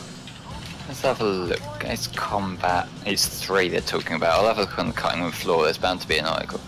Oh yeah. Ace Combat 3 Electrosphere. Come on. Ace Combat 3 Electrosphere is a game infamous for the overseas version being heavily butchered in content. And apparently there's a ROM hack that puts the Japanese stuff back in. Let's see, what is there? Right, regional differences. The Japanese version underperformed in sales compared to its highly expensive production values. So they cut some stuff. I don't follow the logic there, but the Japanese version came on 2 discs and the international one was just 1 disc. The Japanese version had 52 missions along with a story branch and multiple endings, whereas the international one only has 36 missions and it's a linear story. I guess maybe they thought with Ace Combat 2 being successful as it was, they didn't really want to try and go with something too radically different. That's like the only. I follow, yeah. That's the only thing I can think of that would be the reason why. Because this game was pretty damn successful, if I recall correctly. It certainly beat the tar of Raging Skies, which was really its only competition. Alright. What's with third games getting like butchered outside of Japan? Like I realized with Castlevania 3 on the NES, that was the Japanese version of that is far superior. For some reason, they purposefully made it more difficult for the US, which is weird. Yeah, it's usually the other way around. I'm still looking through this cutting room page thing. Apparently the Japanese version of 3 had anime cutscenes. Ooh. Which were just taken out and put with like standard text in the English one. Oh god, it's a shame we're not doing X4. Oh yeah, that one there is a playthrough of that on HFC if anyone wants to see that game. Oh yes, Mega Man X4. Yeah. also, the Japanese version of AC3 has teammates that fight alongside you in battle, like, so the English one, all the missions are just solo missions. Not even wingmen, like in 2. That's a bit crappy. Could at least get that. Yeah, I don't know whether it was just one of the other things. Like, this stuff I'm reading, I'm thinking, like, what is the purpose to cutting this? Because, like they mention here that, like, it's something to do with the production values of that. But I would imagine if they've already got most of this stuff from the Japanese one, it wouldn't take that much just to port it over. Yeah. Well, I think the important factor is the fact that it took up 2 discs, and discs were still not super cheap back then. Like, they were cheap enough, but they weren't. It was enough to probably, you know, cause the game to not. Maybe, like, that's the thing that happens sometimes, because, like, not so much with disc-based games. Once you get to that point, it is like either video content or art assets that usually take up most space. But with, like, earlier games, quite a lot of the time what caused stuff being cut or just required better optimization was solely the text. And that's because, like, with text, English language and just iconographic languages need more individual characters to spell words. Basically. So that's one of the things that I know what I was heavily praised for the localization of Pokemon like Gold and Silver, because apparently that was a bitch of a job to localize purely because they run out of cart space. Yeah, you'd have to, again, you can represent a single Japanese character in a single byte, just like with an English character, but the thing is, they require less characters, so you have to imagine, especially with when they were programming the game in Japanese, they probably didn't leave too much space in there for the English translation, so Iwata probably had to, like, you know, have a bit of a sentence in one tiny little section of memory, have another part of the sentence in another tiny bit of memory, and, you know, just keep swapping it out. Like, it was I don't know if that's exactly what happened, but I know it was pretty tight. And it's the same with games like, you know, the early Final Fantasies and stuff. It was text which took up the majority of the space. Yeah, because it wasn't like, it weren't just slightly temporary memory, it was literally space on the cart, because like there's a reason why towards the end of them games, like a lot of the dungeons, like say Viridian Forest and that, just were completely abreached, because it was like literally pushing how much data they could possibly physically get on the cart. I seem to remember the main dude behind Pokemon, didn't he like spend extra time by himself just trying to figure out how to actually get all that extra shit in the cartridge or something like that? That was Iwata. He was literally working overtime just to get the whole lot to fit in there properly, and literally single-handedly came up with the means to do so. Iwata also really helped with the production of Earthbound on the Super Nintendo, so he had an RPG experience before that too. Yeah, well, it's like compression and optimization are like amazing skills that you do need when you're working on stuff. Like even now, like, because the thing is, I am of the mindset like that now I've got a PC that can do shit like with compression is for pussies, for, you know, I'm like that. But when you like, even now when you're doing digital distribution games and that, like, people don't really want to be downloading 100 gig games. Yeah. Which I know a lot of developers don't seem to have clocked onto that, and it amazes me when, like, say I've been playing through Final Fantasy 13 on PC, which I know is a bad port. I know it is a bad port, and I knew that going in, but it amazes me how, like, there's like 20 gigs solely of video files. Yeah. They didn't compress the video and stuff at all. And shit, what was I going to bring up? It was video compression. Like even back in like the early 90s, like if you take a look at like Sonic 1, they had to compress those graphics too, and have algorithms to decompress like all the bits of graphics that you see for like every single tile and stuff. Although, to be fair, with Sonic 1, what took up most space on that cartridge was simply the Sega sound. Yeah, because that is actually an audio file, isn't it? Yeah, it's so, I think that's like an 1/8 of the cartridge for that. Yeah, used up solely by itself. she's amazing. I think Pokemon Yellow had a similar sort of thing with the Pikachu, yeah, the Pikachu sound clip, because again, like, audio files are fucking huge. Yeah, and I would imagine that Game Boy cartridges are probably smaller in capacity to even Mega Drive cartridges of the, well, maybe not of the time, but definitely compared to like the likes of Sonic 3 and Sonic and Knuckles, especially when they're combined. Let's have a little look. There must be a thing. I'm curious now. Alright, so this mission right here is a very tricky one, because now we're dealing with electrical interference. Oh god. Jesus. Does that fuck with your radar? Oh yeah, it does fuck with your radar. You get blips occasionally of a ship you can see, but it's only for like a fraction of a second, so you gotta rely on mostly on your eyes. That's one thing as well that you gotta realize when you're becoming an actual pilot is, like, your tools and stuff will help you, but you also have to learn to look out the window, and that's probably one of the best ways of navigating that people seem to forget about. Like, just look out the window, find a road that you're like familiar with, and follow it. But yeah. I do love watching this, though. It's satisfying. What's nice as games well, are just satisfying. can I just say as well that the co-pilots that you get, they don't just mess around and do absolutely nothing. They do actually get shit done for you. You can actually somewhat depend on them, which is... That's good. That's something that does tend to get overlooked quite a bit, and I think Ace Combat in general has always been pretty good as far as your co-pilots and such are concerned. They've always in general been pretty damn useful. Well, I know for a fact there's lots of, like, in an actual airplane, there's lots of maintenance stuff anyway that the co-pilot would probably have to be doing, because there is a lot you have to do. You have to be making sure, you know, that like, your pitch trim and stuff is all correct. You have to be making sure that, you know, levels for, like, oxygen and everything, pressure, make sure that the fuel is okay, make sure the engines are okay. You know, you got to keep an eye on absolutely everything, and especially when you get to big planes, like especially commercial airliners. I imagine the co-pilot has his job pretty cut out for him, just, you know, checking on things and making sure that the plane's not going to just explode itself. Always nice thing you managed to avoid that, isn't it?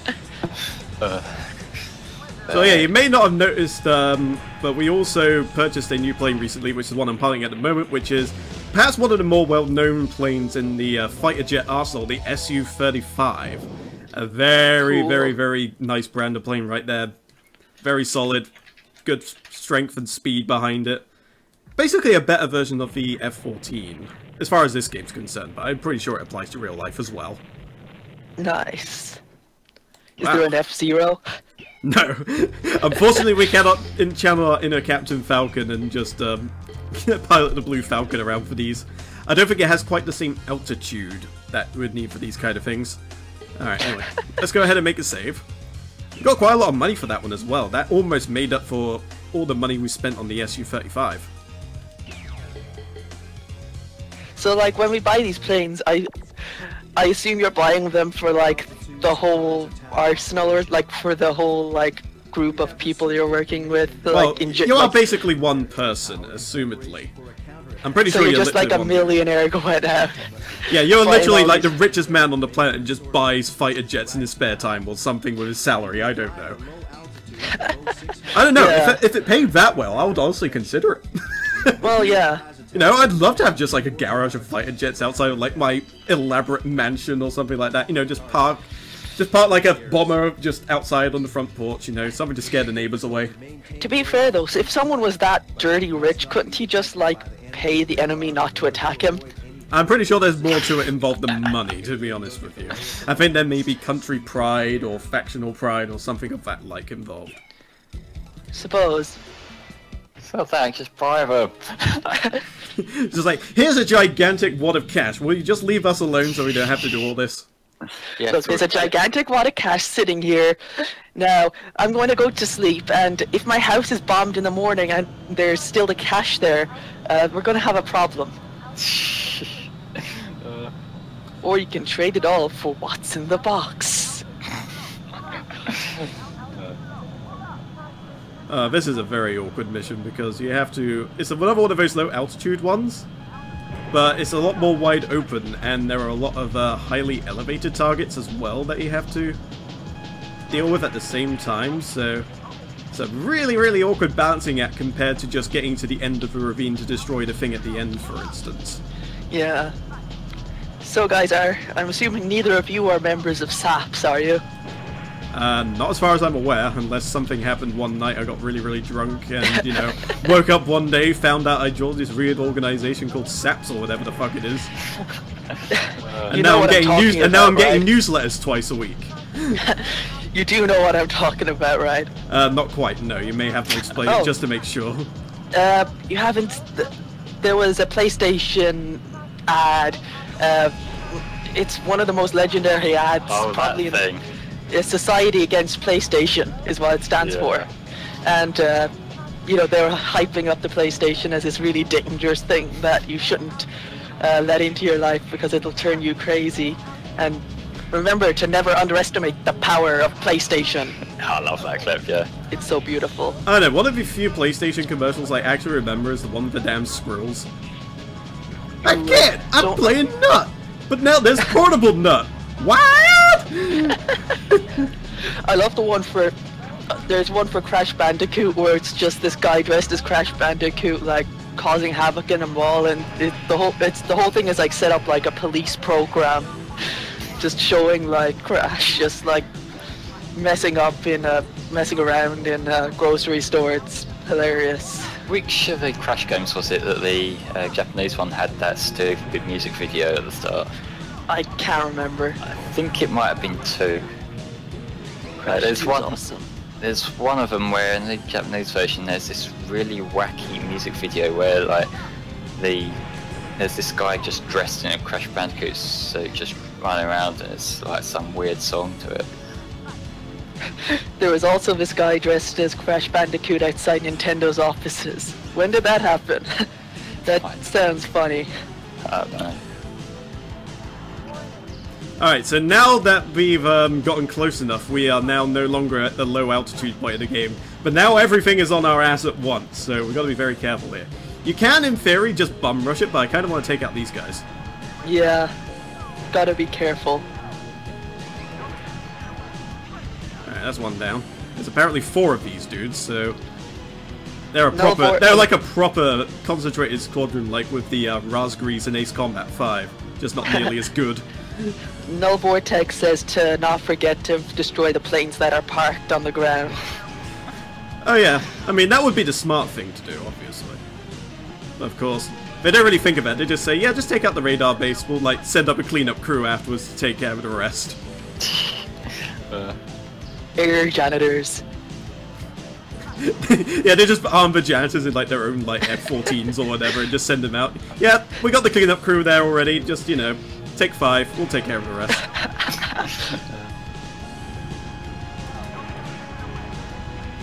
There we go. I think we took out all 4, unless there's more that I missed out on, but I suppose we'll see them soon. Have you had any new donations, Flame? I've been checking. Let's have another little look. No, the most recent one was the Barrett CHD one.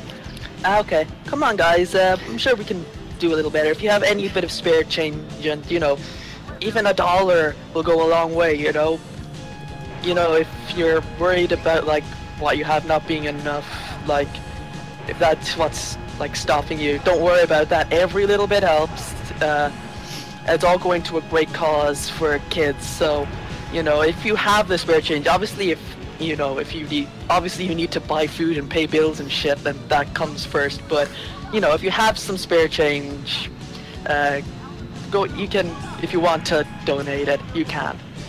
But don't feel bad just because you can't donate. And you can also help by like just promoting the event on your social media, you know, retweeting it on Twitter. In fact, the website has a tweet button that I designed specifically for the purposes of tweeting the event. It just tweets out a link. Well, you can, opens a link to compose a tweet that has the link in it, so you don't even need to copy and paste it. You just click a button, and if you want to type a funny message as well, you can. But just feel free to share it, you know, on your Discord servers, your Skype chats, although I don't think anyone uses Skype anymore. And, well, you'd like to think so. Well, maybe we still do for the odd thing, but yeah. Kind of, but we're kind of in that transitional period now where we're kind of Especially realizing now Discord's just flat out better. Well, yeah, and especially now that screen share and video share is coming out, and it'll be getting much better in the future, I'd imagine. It's pretty much time to get rid of Skype. Like, that was my biggest reason to keep Skype, was the screen share, because I use that a lot just because I like showing my friends when I'm playing video games badly. Oh yeah, and I'm not sure if you just noticed, but the thing said I missed, but I clearly destroyed that plane. Just a minor thing I wanted to mention there before the mission ended up finishing. You didn't destroy it enough. Oh god, we got this again. Oh, thank god it's not just an aircraft carrier this time. We actually have to land on a strip, I believe. Yeah, here we go. We gotta land here. Landing on an airstrip isn't too bad, although you obviously have to level yourself out and get into position. And I mean, I'm sure this game makes it a lot easier than it actually is, because believe me, I'm not the best at making landings myself in these flight simulator games, and like in more realistic airplanes, but yeah, it can be tough. You've got to stay absolutely level, make sure your flaps are, you know, correct, and just gotta be careful. God damn it, Flame. Flaps, yes. Flaps are these things on the wings that they control your altitude when you're like low in the air, so you stay somewhat level to the runway and don't end up landing on the back end of the plane. That is a lot of moolah. Nice. 194,000. What currency does this game use? Dollars or? I'm pretty sure it's just credits. Ah, so there we go. The guys we just defeated were Fox Force 4. Hmm. And they all have like color-coded airplanes and everything. Yeah. I like foxes though. Alright, let's have a look at this F-22 we just unlocked. Ooh, that's a beast! We're buying that. Ace, I can't remember exactly what they said, but Ace Combat Fan in the chat at one point said something about the team that worked on one of these Ace Combat games also working on Star Fox Assault, I think, and that's cool. If you want to re-clarify that again in the chat, go ahead, because I'm interested to see that again, because any game that's one of the ones with Crystal in it, so it's already good. I won't go into any more details. Not on a live stream. I have standards when I'm with HFC, you see. It's not always apparent, but we try. Usually we fail. Which anyone who was in the tail end of the medieval stream can confirm that I don't.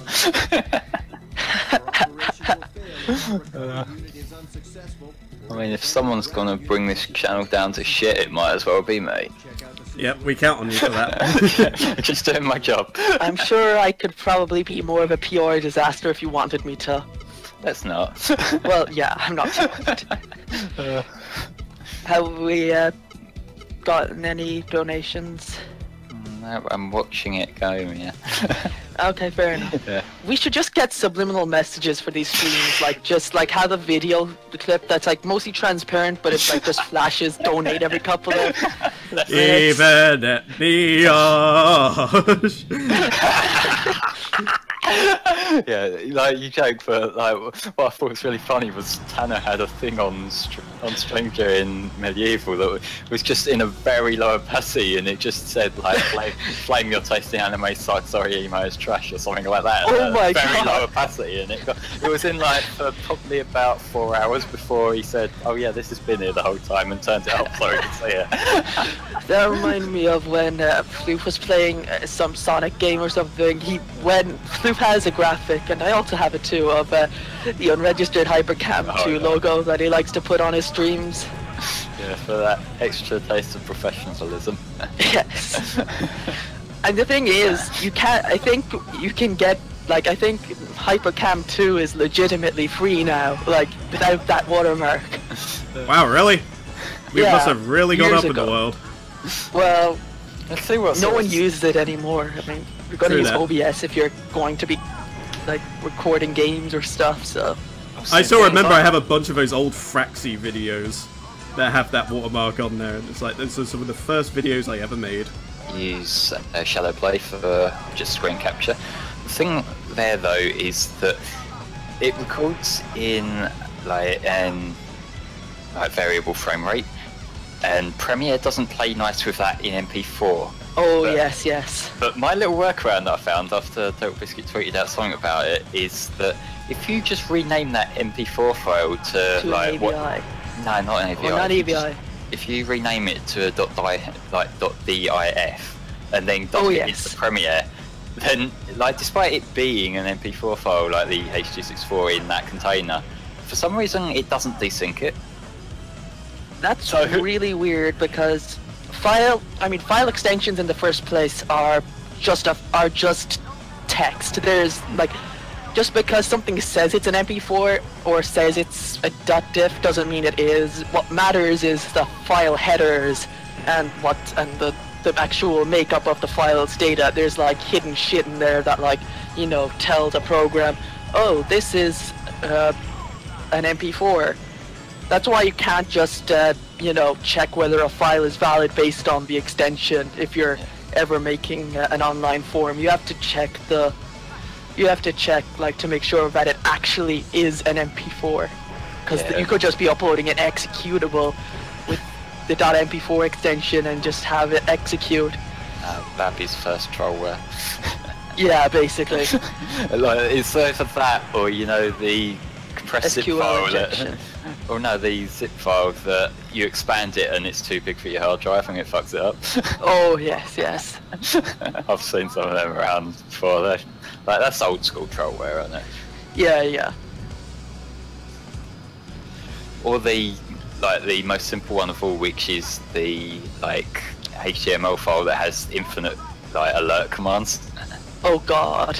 I've seen them before. I actually got hit by one of them when like I think it was a couple of years ago on the streams, and me in my like smartness just thought this looks like a spam link, but I should check it in case it's someone legitimately, you know, trying to post something relevant. No, it was a spam link, and it was like an infinite alert thing. So like, well played to that guy. You've got me. Yeah.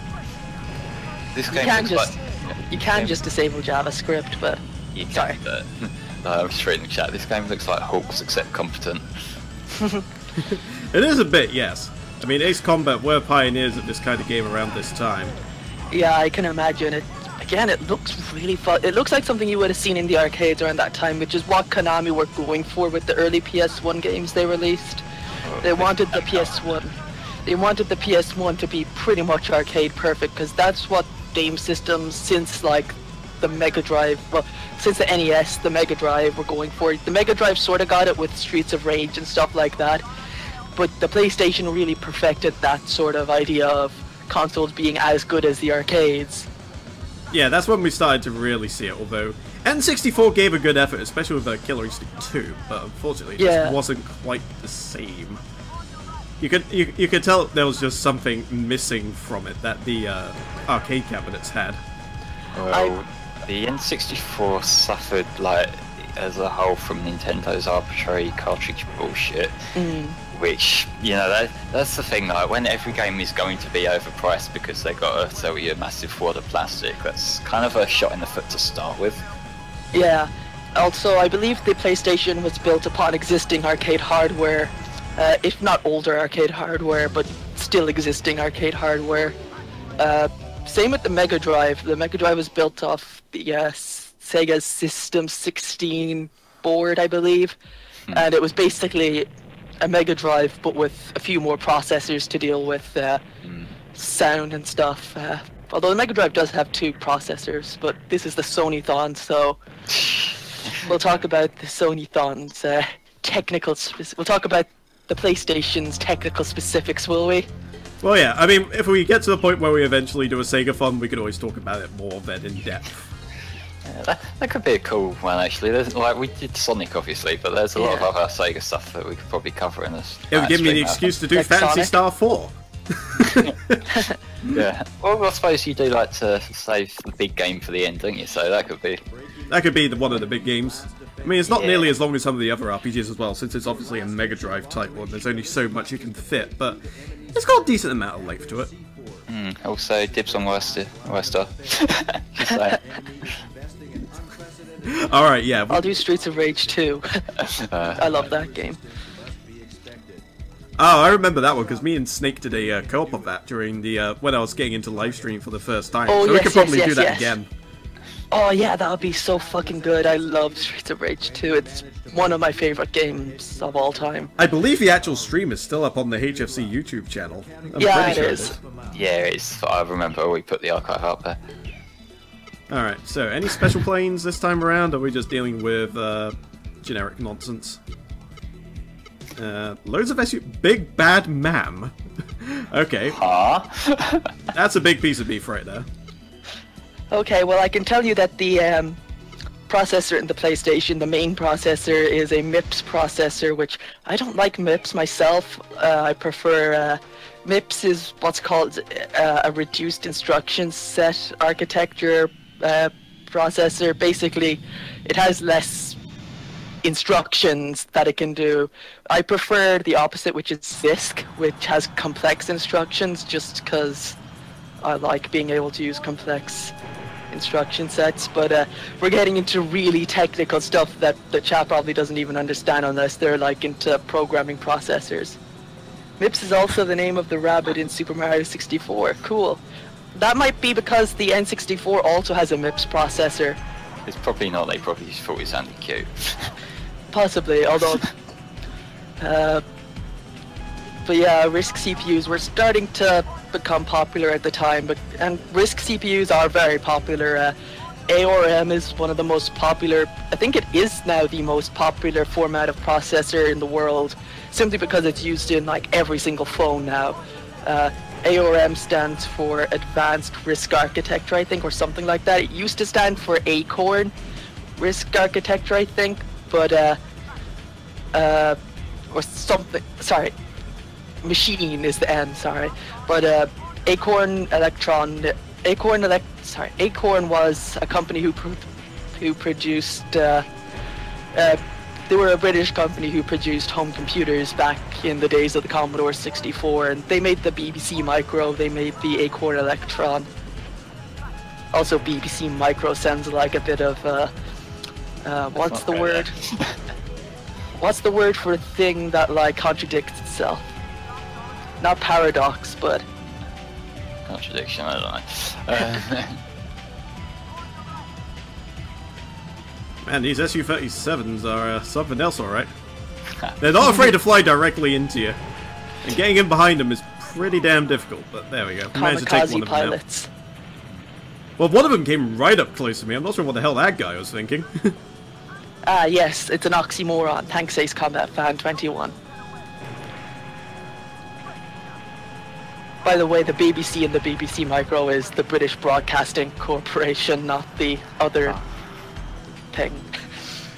Can you stop making me physically cringe? You should probably wait until at least after midnight to bring that shit into the... Like I did. Yes. God damn, that missile was consistent. Yeah, I still can't get over just how good this game looks though. Like, are you playing it on original hardware? No, I am emulating it on the PS1 just because otherwise there's going to be significant frame delay. Like And- on your PC or... Yeah, on my PC. Ah, okay. That And this might is running explain why off it of looks- the, there's like no like enhancements or anything like that. Yeah. Still, looks really good. Yeah, PS1 emulation's really good. I'm glad that scene has, you know, been very active, since you can pretty much play most PS1 games comfortably on a PS1 emulator these days. Well, they've even managed to get to the point now where you don't even need the original hardware code. Yeah, yeah. They've actually made a thing now where you can actually run it off an emulated BIOS. An emulated BIOS. It has like a proper name, but I just can't remember what it is off the top of my head. Yeah, I know for a fact that the issue with emulating PS1 in general, like legally emulating PS1, is the BIOS is the part that's copyrighted to Sony. So if you can emulate the rest of it and it happens to be able to play PS1 games, you're fine, as long as you don't steal the PS1 BIOS. So if you can make your own BIOS that just happens to be able to play PlayStation games, they can't sue. Well, the thing you're missing there is that when you buy games, they're licensed for use on certain hardware. That's the thing that people tend to look over when they're trying to run the backup justification. Well, yeah, that too, but, you know, let's face it. Yeah. So the thing is, like, I do what the fuck ever, but at least get your facts straight. That's the way I see it. Oh yeah, fair enough. Like, yes, I do get what you mean. Like, it does say this is designed for use on a PAL PlayStation. But at the same time, you're also breaking that agreement if you use an action replay to play, like, you know, a Japanese game on a European PS1, so... Yeah, but there's a reason why things like that aren't licensed by the manufacturers. Well, yes, of course.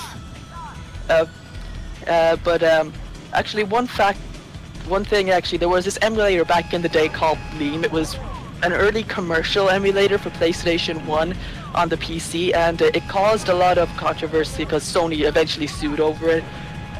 But a fun fact is, although the company who made Bleem did go bankrupt, they actually did hire the guy who programmed it to work on the PS2's emulation of PS1 games, so it did actually end up working out somewhat good in the end, because without him we probably wouldn't have gotten PS1 emulation on the PS2. Yeah, because they just didn't have the hardware for it. Like that was their kind of cop out when it came to the PS3, why that didn't emulate PS2 stuff, that they just didn't have the hardware for it. And like that was because the physical build of the PS3 was just so radically different. Well, yeah, it's being established. The PS3 is probably closer to a PC than it is to a PS1. I believe it uses some sort of IBM processor and some form of x86, which is what you know, modern PCs tend to use. x86 has been around for fucking so long, like to the point where it's still compatible. Like, if you're programming an assembly for a PC, which I don't know why you do, because there's higher level programming languages like C, but if you are, though, like, you can still use the instructions that were around back in 1986.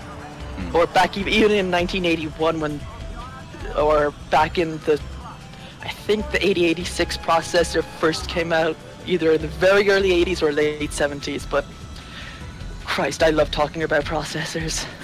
Well, you certainly know a lot more than I do. I barely know how to build a computer. I know, like, a bit, but, like, I'm not going to say all my facts are absolutely 100% correct. I just know about... You know about, like, the basic knowledges and architectures and things like that, so you can draw relatively accurate evaluations and such and comparisons. Hey, another big payday for us, 192,000 credits. Oh, nice. A fun fact is, actually, the Super Nintendo had a sound chip that was made by Sony. Alright, I'm gonna have to try and interrupt the nerd shit, because we have a donation here for $5. Wolfie96 here. I decided to donate to help the kids, also because I've been a Sony fan since the PS1 days and I've owned all their consoles. So here's to Sony and to helping the kids. Thank you very much for that, mate. Thank you very much. That's very much appreciated. Thank you so much. Also, nice username. You can tell we're getting serious now. The music during the briefing has changed. Oh, go. Oh god, is it like the mission briefing music in Final Fantasy VIII now? Not quite. It's a lot more upbeat, but you can tell it's sort of like you're getting towards the home stretch. Not quite there yet. There's still quite a few missions between now and the actual final mission, but... I can't remember. Were you joking when you said you like Final Fantasy VIII, or are you being serious? Like, I don't mind. I'm not going to like totally shit on you for liking it, because I kind of enjoy it more than most people do, but I still acknowledge its flaws. Oh yeah, don't get me wrong, so do I, but judging by where it was at the time and what it offered, and you have to remember that I was in secondary school around the time it came out, so you know, the fact that it takes place in something resembling a military school. I'm 29 years old, so yes, I can officially say that I am actually somewhat of age. Oh my god. But yeah, but the fact it's all like took place around the sort of thing I could somewhat relate to, like not exactly, obviously, but Your school. Yeah, kind of, pretty much. I wish I was. It never really turned out that way. I think And I don't think they'd wants let to me be bring a small. gunblade into the school premises. But you know, it Certainly was not awesome around the around time that the game time. came out. Yeah, I mean, it was just completely badass. I mean, the graphics were great. It was obviously a huge improvement over Final Fantasy VII, which Well, was like Lego blocks kind of deal. in graphics, yes. And in music as well, I stand by the fact that Final Fantasy VIII has some of the best music in the entire series. I agree, but I also love 7, so I don't really like comparing them. I just see them as different, and I don't like to compare them, because especially since most of the time the Final Fantasy soundtracks try to make the most of whatever sound hardware they're utilizing. Oh yeah, absolutely. I mean, I love Especially Final since- Fantasy VII sorry. dearly as well. It's just that, well, 8 just at the time struck the right notes for me, and you know, it had the card game as well, which was huge amounts Oh of yes, fun. yes. And I'm going to save most of my Final Fantasy nerding out until we get to the Final Fantasy VII playthrough later on. yes. 'cause- Otherwise, it's going to be 26 hours of dead air, potentially. Oh no, I can talk for 26 hours about Final Fantasy, and Flute play, certainly mate. can. But yeah, I mean, the PlayStation Final Fantasies were just, like, you know, home run after home Sexy, run. yes. Like, it was Final Fantasy VII, obviously it was like the first one that Europe got a taste of, and it was absolutely amazing. Final Fantasy VIII was kind of more the same. It developed, it had a different theme involved. It had a really, really good story. I mean, a lot of people tend to shit on the story, but really, I like there's it. a lot of character development that goes on, and everything is nicely linked together. Yeah. I mean, even that bit where it all turns out they knew each other in an orphanage, it does make sense if you kind of look back. If you think about it, and the game does do a good job of foreshadowing all of it, and it doesn't just... All the stuff that it sets up doesn't come out of nowhere for the most part. Exactly. I mean, I remember even at one point, Irvine was literally about to just come out and straight up say it's like, this all seems too familiar, but considering Yeah, where they yeah. were, he didn't really get the opportunity to bring it up until they were at Fisherman's Cove, Fisherman's or whatever it was. Horizon. Fisherman's No, it Horizon. wasn't Fisherman's Horizon. I think it was the orphanage where that happens. Yeah, or somewhere nearish there, or at the orphanage. I can't exactly It was at the remember. orphanage. Actually, Yeah. no, it's in Trabia Garden. Sorry. That whole sequence happens in Trabia Garden, where you go to visit there after the missiles have blown it up. Ah, that was a sad part right there. It was, yes. I You just felt cried. so sorry for Selphie when you actually got there. Yeah, Final Fantasy VIII is one of the few games in general that's actually made me cry, so I'm a pussy. Oh, don't worry. I cry at, like, really dumb things as well. Like, there's I a bit I toward... didn't even... Sorry. It's okay. Am I allowed to spoil the big thing in Final Fantasy VII that happens? You know, the character who gets deceased? I think everybody at this point... Well, we yeah. have donation incentives that basically put it out there in the open, so yes, But feel yeah, free. I didn't even cry to Aerith dying, but lots of scenes in 8 did make me... Wow, sad. spoilers. Thanks. I think it's more Although to I do will- that... Everyone knows it. It's more to do that you don't really feel like it's really coming in a weird way. Like, the minor things are usually the one that get to you the most. When something major Yes, happens, yes. obviously there's a huge shock factor involved, but Yeah, yeah. it's usually like the little things that end up, you know, tugging at you a lot. You just sort of like see, oh yeah, there's this huge overarching story, and this is like the consequences of it. Like, there's just Yeah. like, this entire city's been destroyed, people have lost their homes, and you know, and you get to see that close up as well. Well, I'll get to the scenes that really tugged at my heartstrings when we play Final Fantasy VII, so look forward to that, dudes, and bring your fucking money, cause we wanna be filthy rich for the kids. And also, we make want to the get kids those naming filthy rich. conventions down. We want to get as many Yes. good names as we possibly can, and start drumming up support for the favorites. What's your deadlines gonna be for Final Fantasy VII? Like, say for a character like Sid, who probably won't be until, you know, a while into the game. The plan will be is when we start introducing the characters, or when we're about to, that's where we'll close it off, and then we'll get the name, and then name them.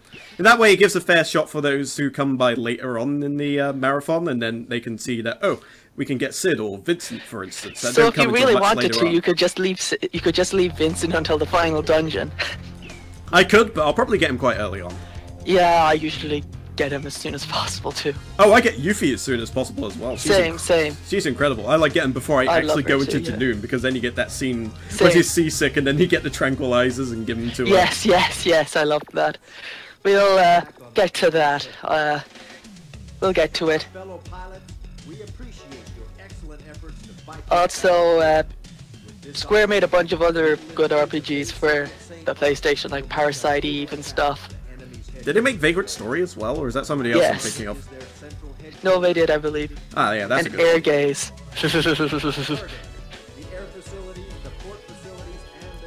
And the Bouncer. Bouncer was alright, actually.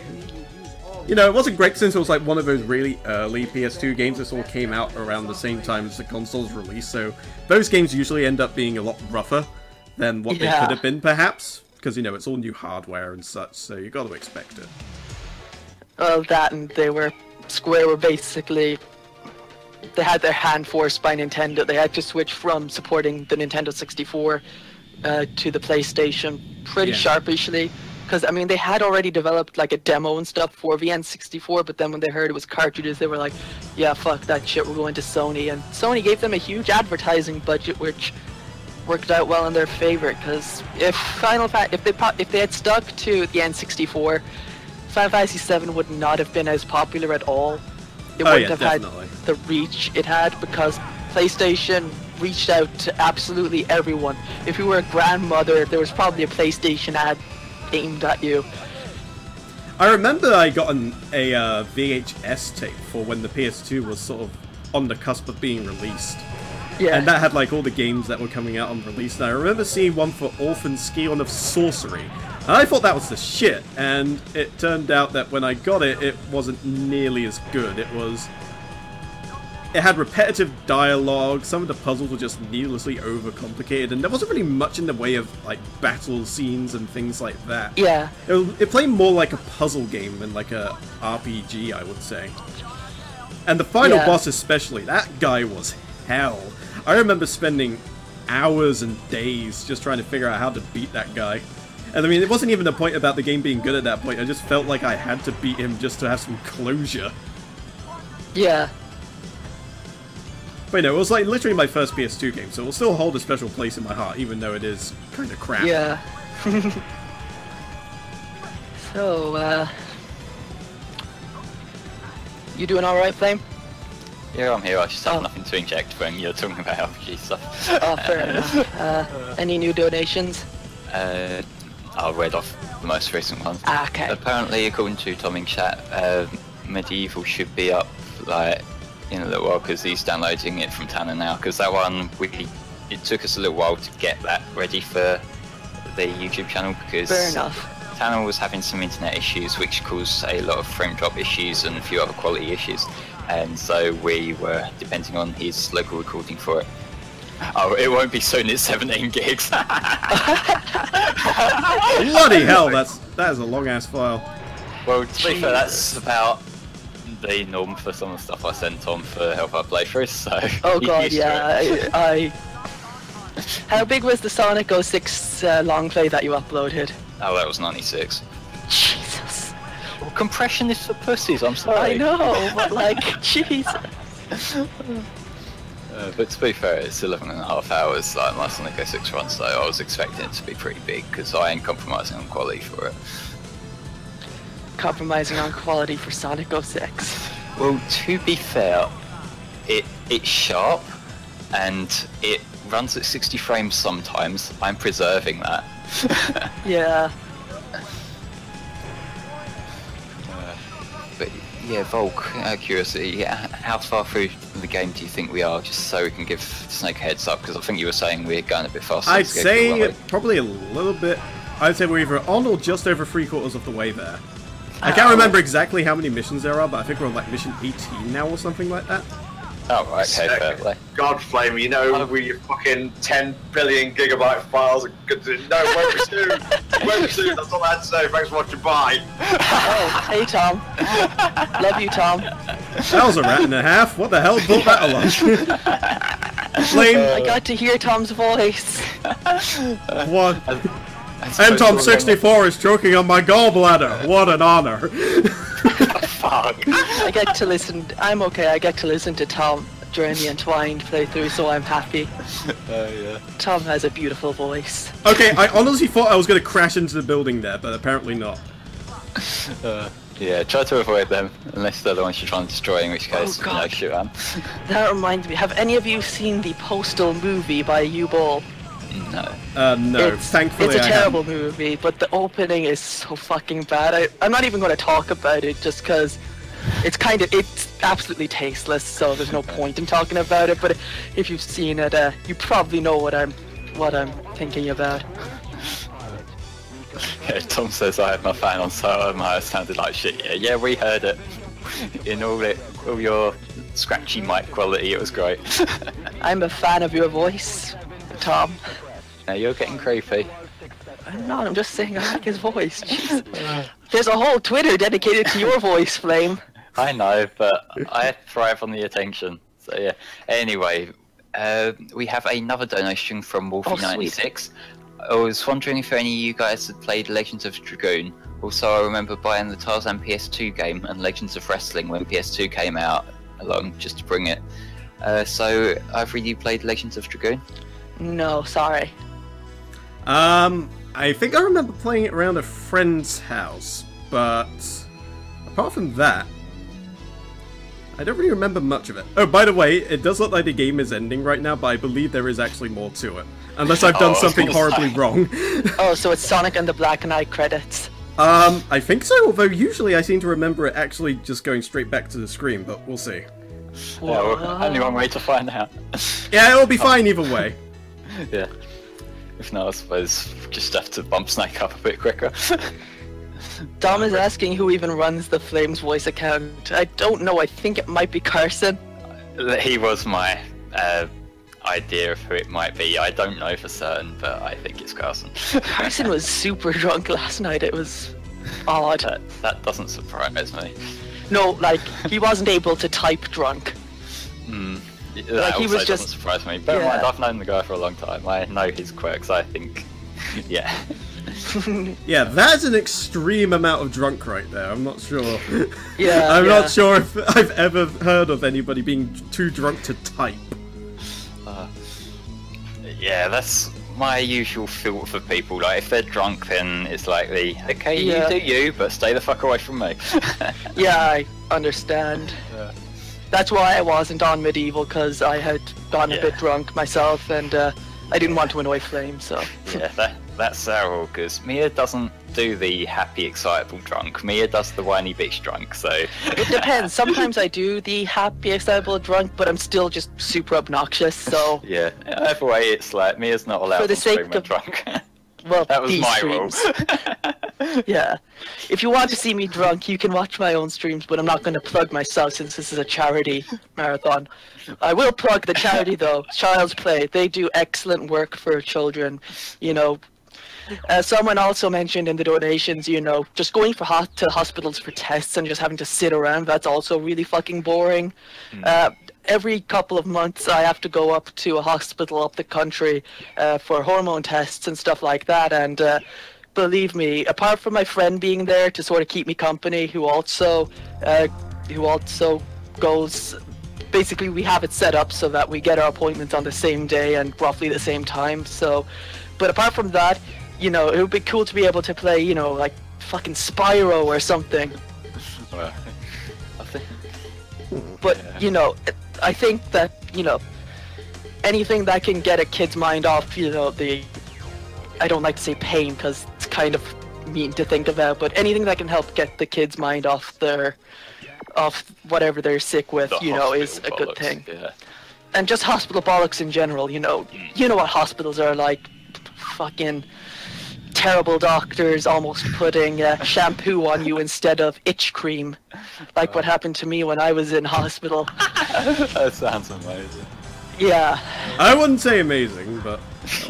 Yeah, I'm trying to figure out what's going on right now, because there is actually meant to be more to the game, but it doesn't seem to be doing it. And this is the first time I've actually run into this problem. Like, I've never had this happen before, in all of the times that I played this game, and that must be at least a dozen. I've never just had the game end at this mission, it's always continued. I'm going to tell you all the story about me going to the hospital, since it is somewhat relevant, although I was over 18 at the time, so I'm not a child, but still. Okay, let's hear about your pain. Basically, I had hives, really bad hives, possibly as a reaction to a antibiotic. I was so bad that like I couldn't even walk. Like I had to be wheelchaired in, and at one point I had to go to the bathroom, and I couldn't even go to their actual toilets. I had to go into a cardboard potty they have for. Thanks for sharing that, mate. I really appreciate it. I was technically the second highest priority in the emergency room, so either they weren't having a very busy night, or I was actually seriously ill. Like, I think I was quite, bad, but don't worry, I survived. That's also why the Portal 2 LP on my channel had never actually got completed. That's the main reason, because I went to hospital and I got lazy after that. It's mainly the laziness, let's be fair. Well, yeah. Yeah, like, you've been out of hospital for like over a year now. I think that's plenty of time to get an LP done. I actually need to record that footage for the later parts of the game. Probably just gonna stream it at some point like that. Actually, yeah, guys, if we reach our goal, I promise you guys that I'll finish the Portal 2 LP in like a stream form. In fact, I'll replay the whole game in a stream. Just if we reach the $8,000 goal, I will do that. Oh no, I will. Like, right hand to God, even though I don't believe in God. Right hand to Child's Play, sure, because they do a really good. The point is that I'm trying to make is Child's Play does a great job. Hospitals are bullshit at the best of times. I'm quite sure no matter what country you live in, hospitals are fucking bullshit, whether you have to pay them tons of money in America or whether you have to deal with the NHS's bullshit in the UK or similar systems. You're not going to have fun in a hospital unless they have video games. So Child's Play do excellent work as far as, keeping kids' minds distracted while, the boring hospital shit plays out. Yeah. I don't think anyone likes the hospitals. I don't think people who work at hospitals like hospitals. Well, you can usually tell by how miserable some of these staff are. But if you're lucky, you get like someone who actually respects you as a human being, but... They're usually the very new people, though. The people who've just gotten out of college and are, ready, but after a couple of years, they lose their faith in humanity, and they're just like, come on, get on the fucking scales. Alright, Phil, the Anna's free to go. Oh my god. Yeah, but like, you gotta bear in mind when we complain about like, stuff like this, for every like miserable cunt of a doctor, there's also loads of miserable cunts of patients that they have to put up with, so I can kind of see how people end up like that. But yeah, if you can get your donations in, we'd really appreciate it. Of course, we realize that, not everyone is super duper rich, but just keep the word out to, see if you can find people who might have money and send them over and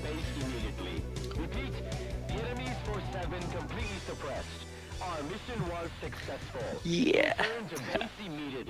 I'm just trying to think if this will actually do it now that we've done it again, I guess. But I'm really perplexed by this. This has legitimately never ever happened before. And now we get to watch the credit scene again. I thought maybe if I beat it again, it would trigger the next lot along. Curious, if someone in the chat might know what the hell's going on here, because this is literally a first for me. Like, even with all the whole two practice sessions that I did for this, like, going from the game from beginning to end, I have never once had it just end like that on me. And I'm pretty sure I had it on normal difficulty as well, so it can't be the fact that it was put on easy. Let me have a look. Ending. Can I take a moment to talk about the game I was going to run that's not on the Sonython anymore? Sure. Well, I want to find out what's happening with this ending first, so let me just read this. Other endings. In a hidden mission, Unified Command discovers the existence of a second... Okay, that's story stuff. Should Scarface fail to intercept the missile, the story ends with a bad ending, where Innocent Ark is annihilated by the weapon. Is that what you saw, or is that somewhere else? No, that's meant to be something... That's meant to be a completely different mission, I think. Huh, so what mission number was that? That would be mission 18, I believe. I think we may have just taken a branching path I just don't normally take, and it just ended up with that. Although it shouldn't really do that, unless there's a very specific path you have to take. So I'm looking stuff up, but every fucking result is a video, even though I'm just googling it. Does it not say anything in the game FAQs? Let me just find it. Let's come back to... While Flame's looking that up, I was going to run Sega Superstars for this, but I had real technical issues getting the game to work. Basically, the disc I got didn't work. I do have an iToy, I do have a PS2, I am able to stream it and stuff, but my copy of the game wasn't working and it was just getting way too close, so I decided it's probably better for the sake of the whole thon if I don't, because even if I did manage to get it going, it's such a frustrating game anyway that it would probably just be me screaming, and you don't want to watch that, believe me. I'm not finding much here. 18. So what was that? 18 Sentinel or 18 Final Countdown? I believe it's called... hold on a second. Someone in the chat said you took the darkness route. Oh! Okay, that wasn't something I was intending to happen, but I guess has happened. Okay. Is this something that you can then reload a save and get the other one? Or?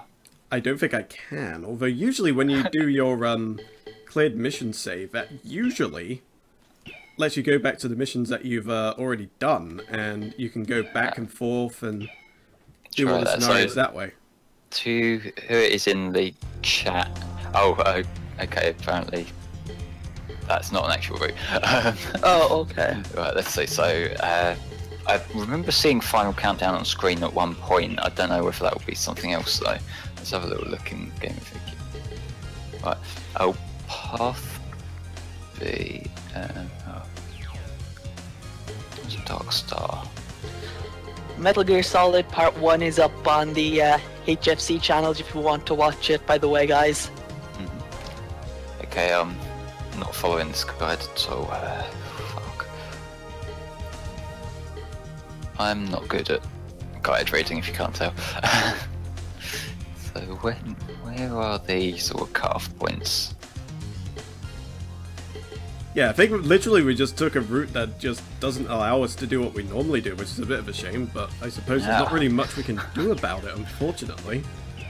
Like, we literally just took a route that was just the right way to be able to complete the campaign without any of the extra stuff, which is a damn shame. Like, there's not even a way that it lets me choose through different campaigns. It only gives me the option to keep doing attack on the enemy's headquarters. Right, 19 dual box. Saying both synchronized missions now over. The game and walkthrough return to the mandatory missions now at the city of Port Edwards. Is that what you normally get? Yeah, after you do the dual box, after you do that, there's meant to be another mission after it, or at least another 2 missions. There's like a whole second base that they find, and you gotta do like the crazy Star Wars thing with the Death Star. Oh, cool. I am fucking lost in this guide. Is this a game stream or a road trip?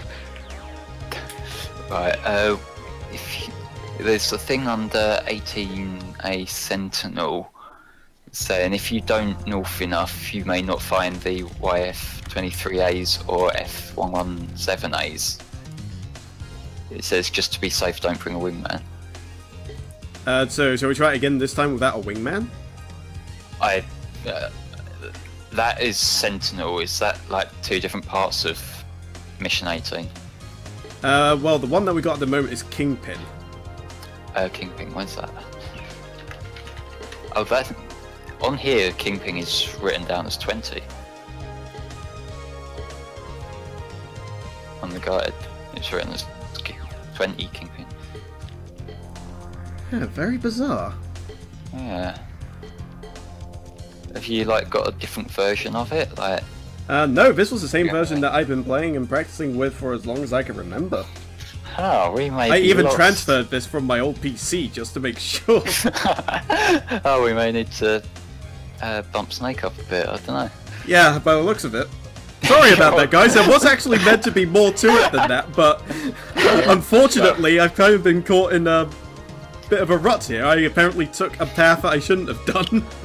Well, I suppose that's just the nature of the beast with games with different endings, isn't it? So I'm sure we're bound to have someone in the YouTube comments hopefully tell us what happened here, just because I'm curious now. Maybe we have to do the other 10 endings to get the... No, definitely not. I've started fresh files several times, and it's never done this before. Then again, I've always like endeavoured to take slightly different routes each time, so maybe this time around I took the exact right route to end the game early. Folk changed the map and now we're going to a Powerline concert. Well, I suppose it may be kind of an awkward end to the run, but hey, you know, you got to see something folk weren't expecting, so... Yeah, I'm just absolutely baffled by that. That has legitimately never happened before. I have always just been able to carry on right until the end.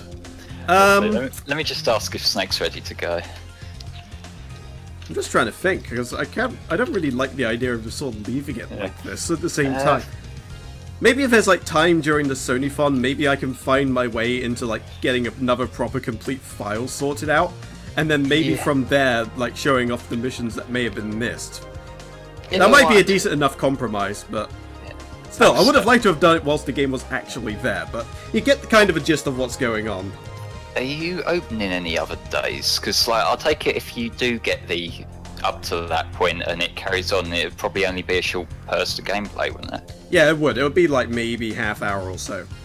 Oh right, you can, like in theory you could possibly do that as a pre-stream or something, or maybe just do it after a stream's ended, like at the end of a day or something, depending on how long you reckon it'd be. Yeah, maybe so. I'll look into it and see if I can get that to happen. I mean, yeah, because maybe I can tack it onto the end of Final Fantasy VII if I finish well within time, or something along those lines. We'll see. I'll figure out something. Maybe just throw it in like when the incentive games are going on or something. I am hesitant of giving you a lot because I know you're running a lot of games already, so to replay this up to the point you got to, I know that's something else for your pile, so like, if it's not in the Sonython, like, you can probably do it at some point as a casual stream or something, can't you? Well, I mean, I have done it as a casual stream already, it's just that it was a shame that I couldn't show it off for the Sonython. But oh well, that's just how it goes. Sometimes life works in mysterious ways. But apparently Samurai Snake is indeed ready, so we'll be able to bump him up a bit earlier, so you'll be able to see the conclusion of Metal Gear Solid. But yeah, thank you very much for joining me for Ace Combat 2. It is a game near and dear to my heart, even though it just threw a complete curveball at me. You know, I can forgive it for that, for all the fun it's given me, I suppose. Right, yeah, Tommy's just resetting, so he will be Cocom. Mia, are you able to hang about for... MGS? Okay, because I'm going to head off and get some grub, but I may be joining for the later half of MGS later on. Okay. So you'll have Tom on Cocom, and Mia will be there as well, and maybe me later, we'll see how I don't know too much about Metal Gear Solid, but I know some trivia, so... Well, I know nothing, but yeah, alright, so Volk, if you want to... Are we going to wait for Tom to get back? I don't know. Alright, well I'll do my signing off then, so thank you very much. Coming up next will be Metal Gear Solid, the conclusion, or part 2.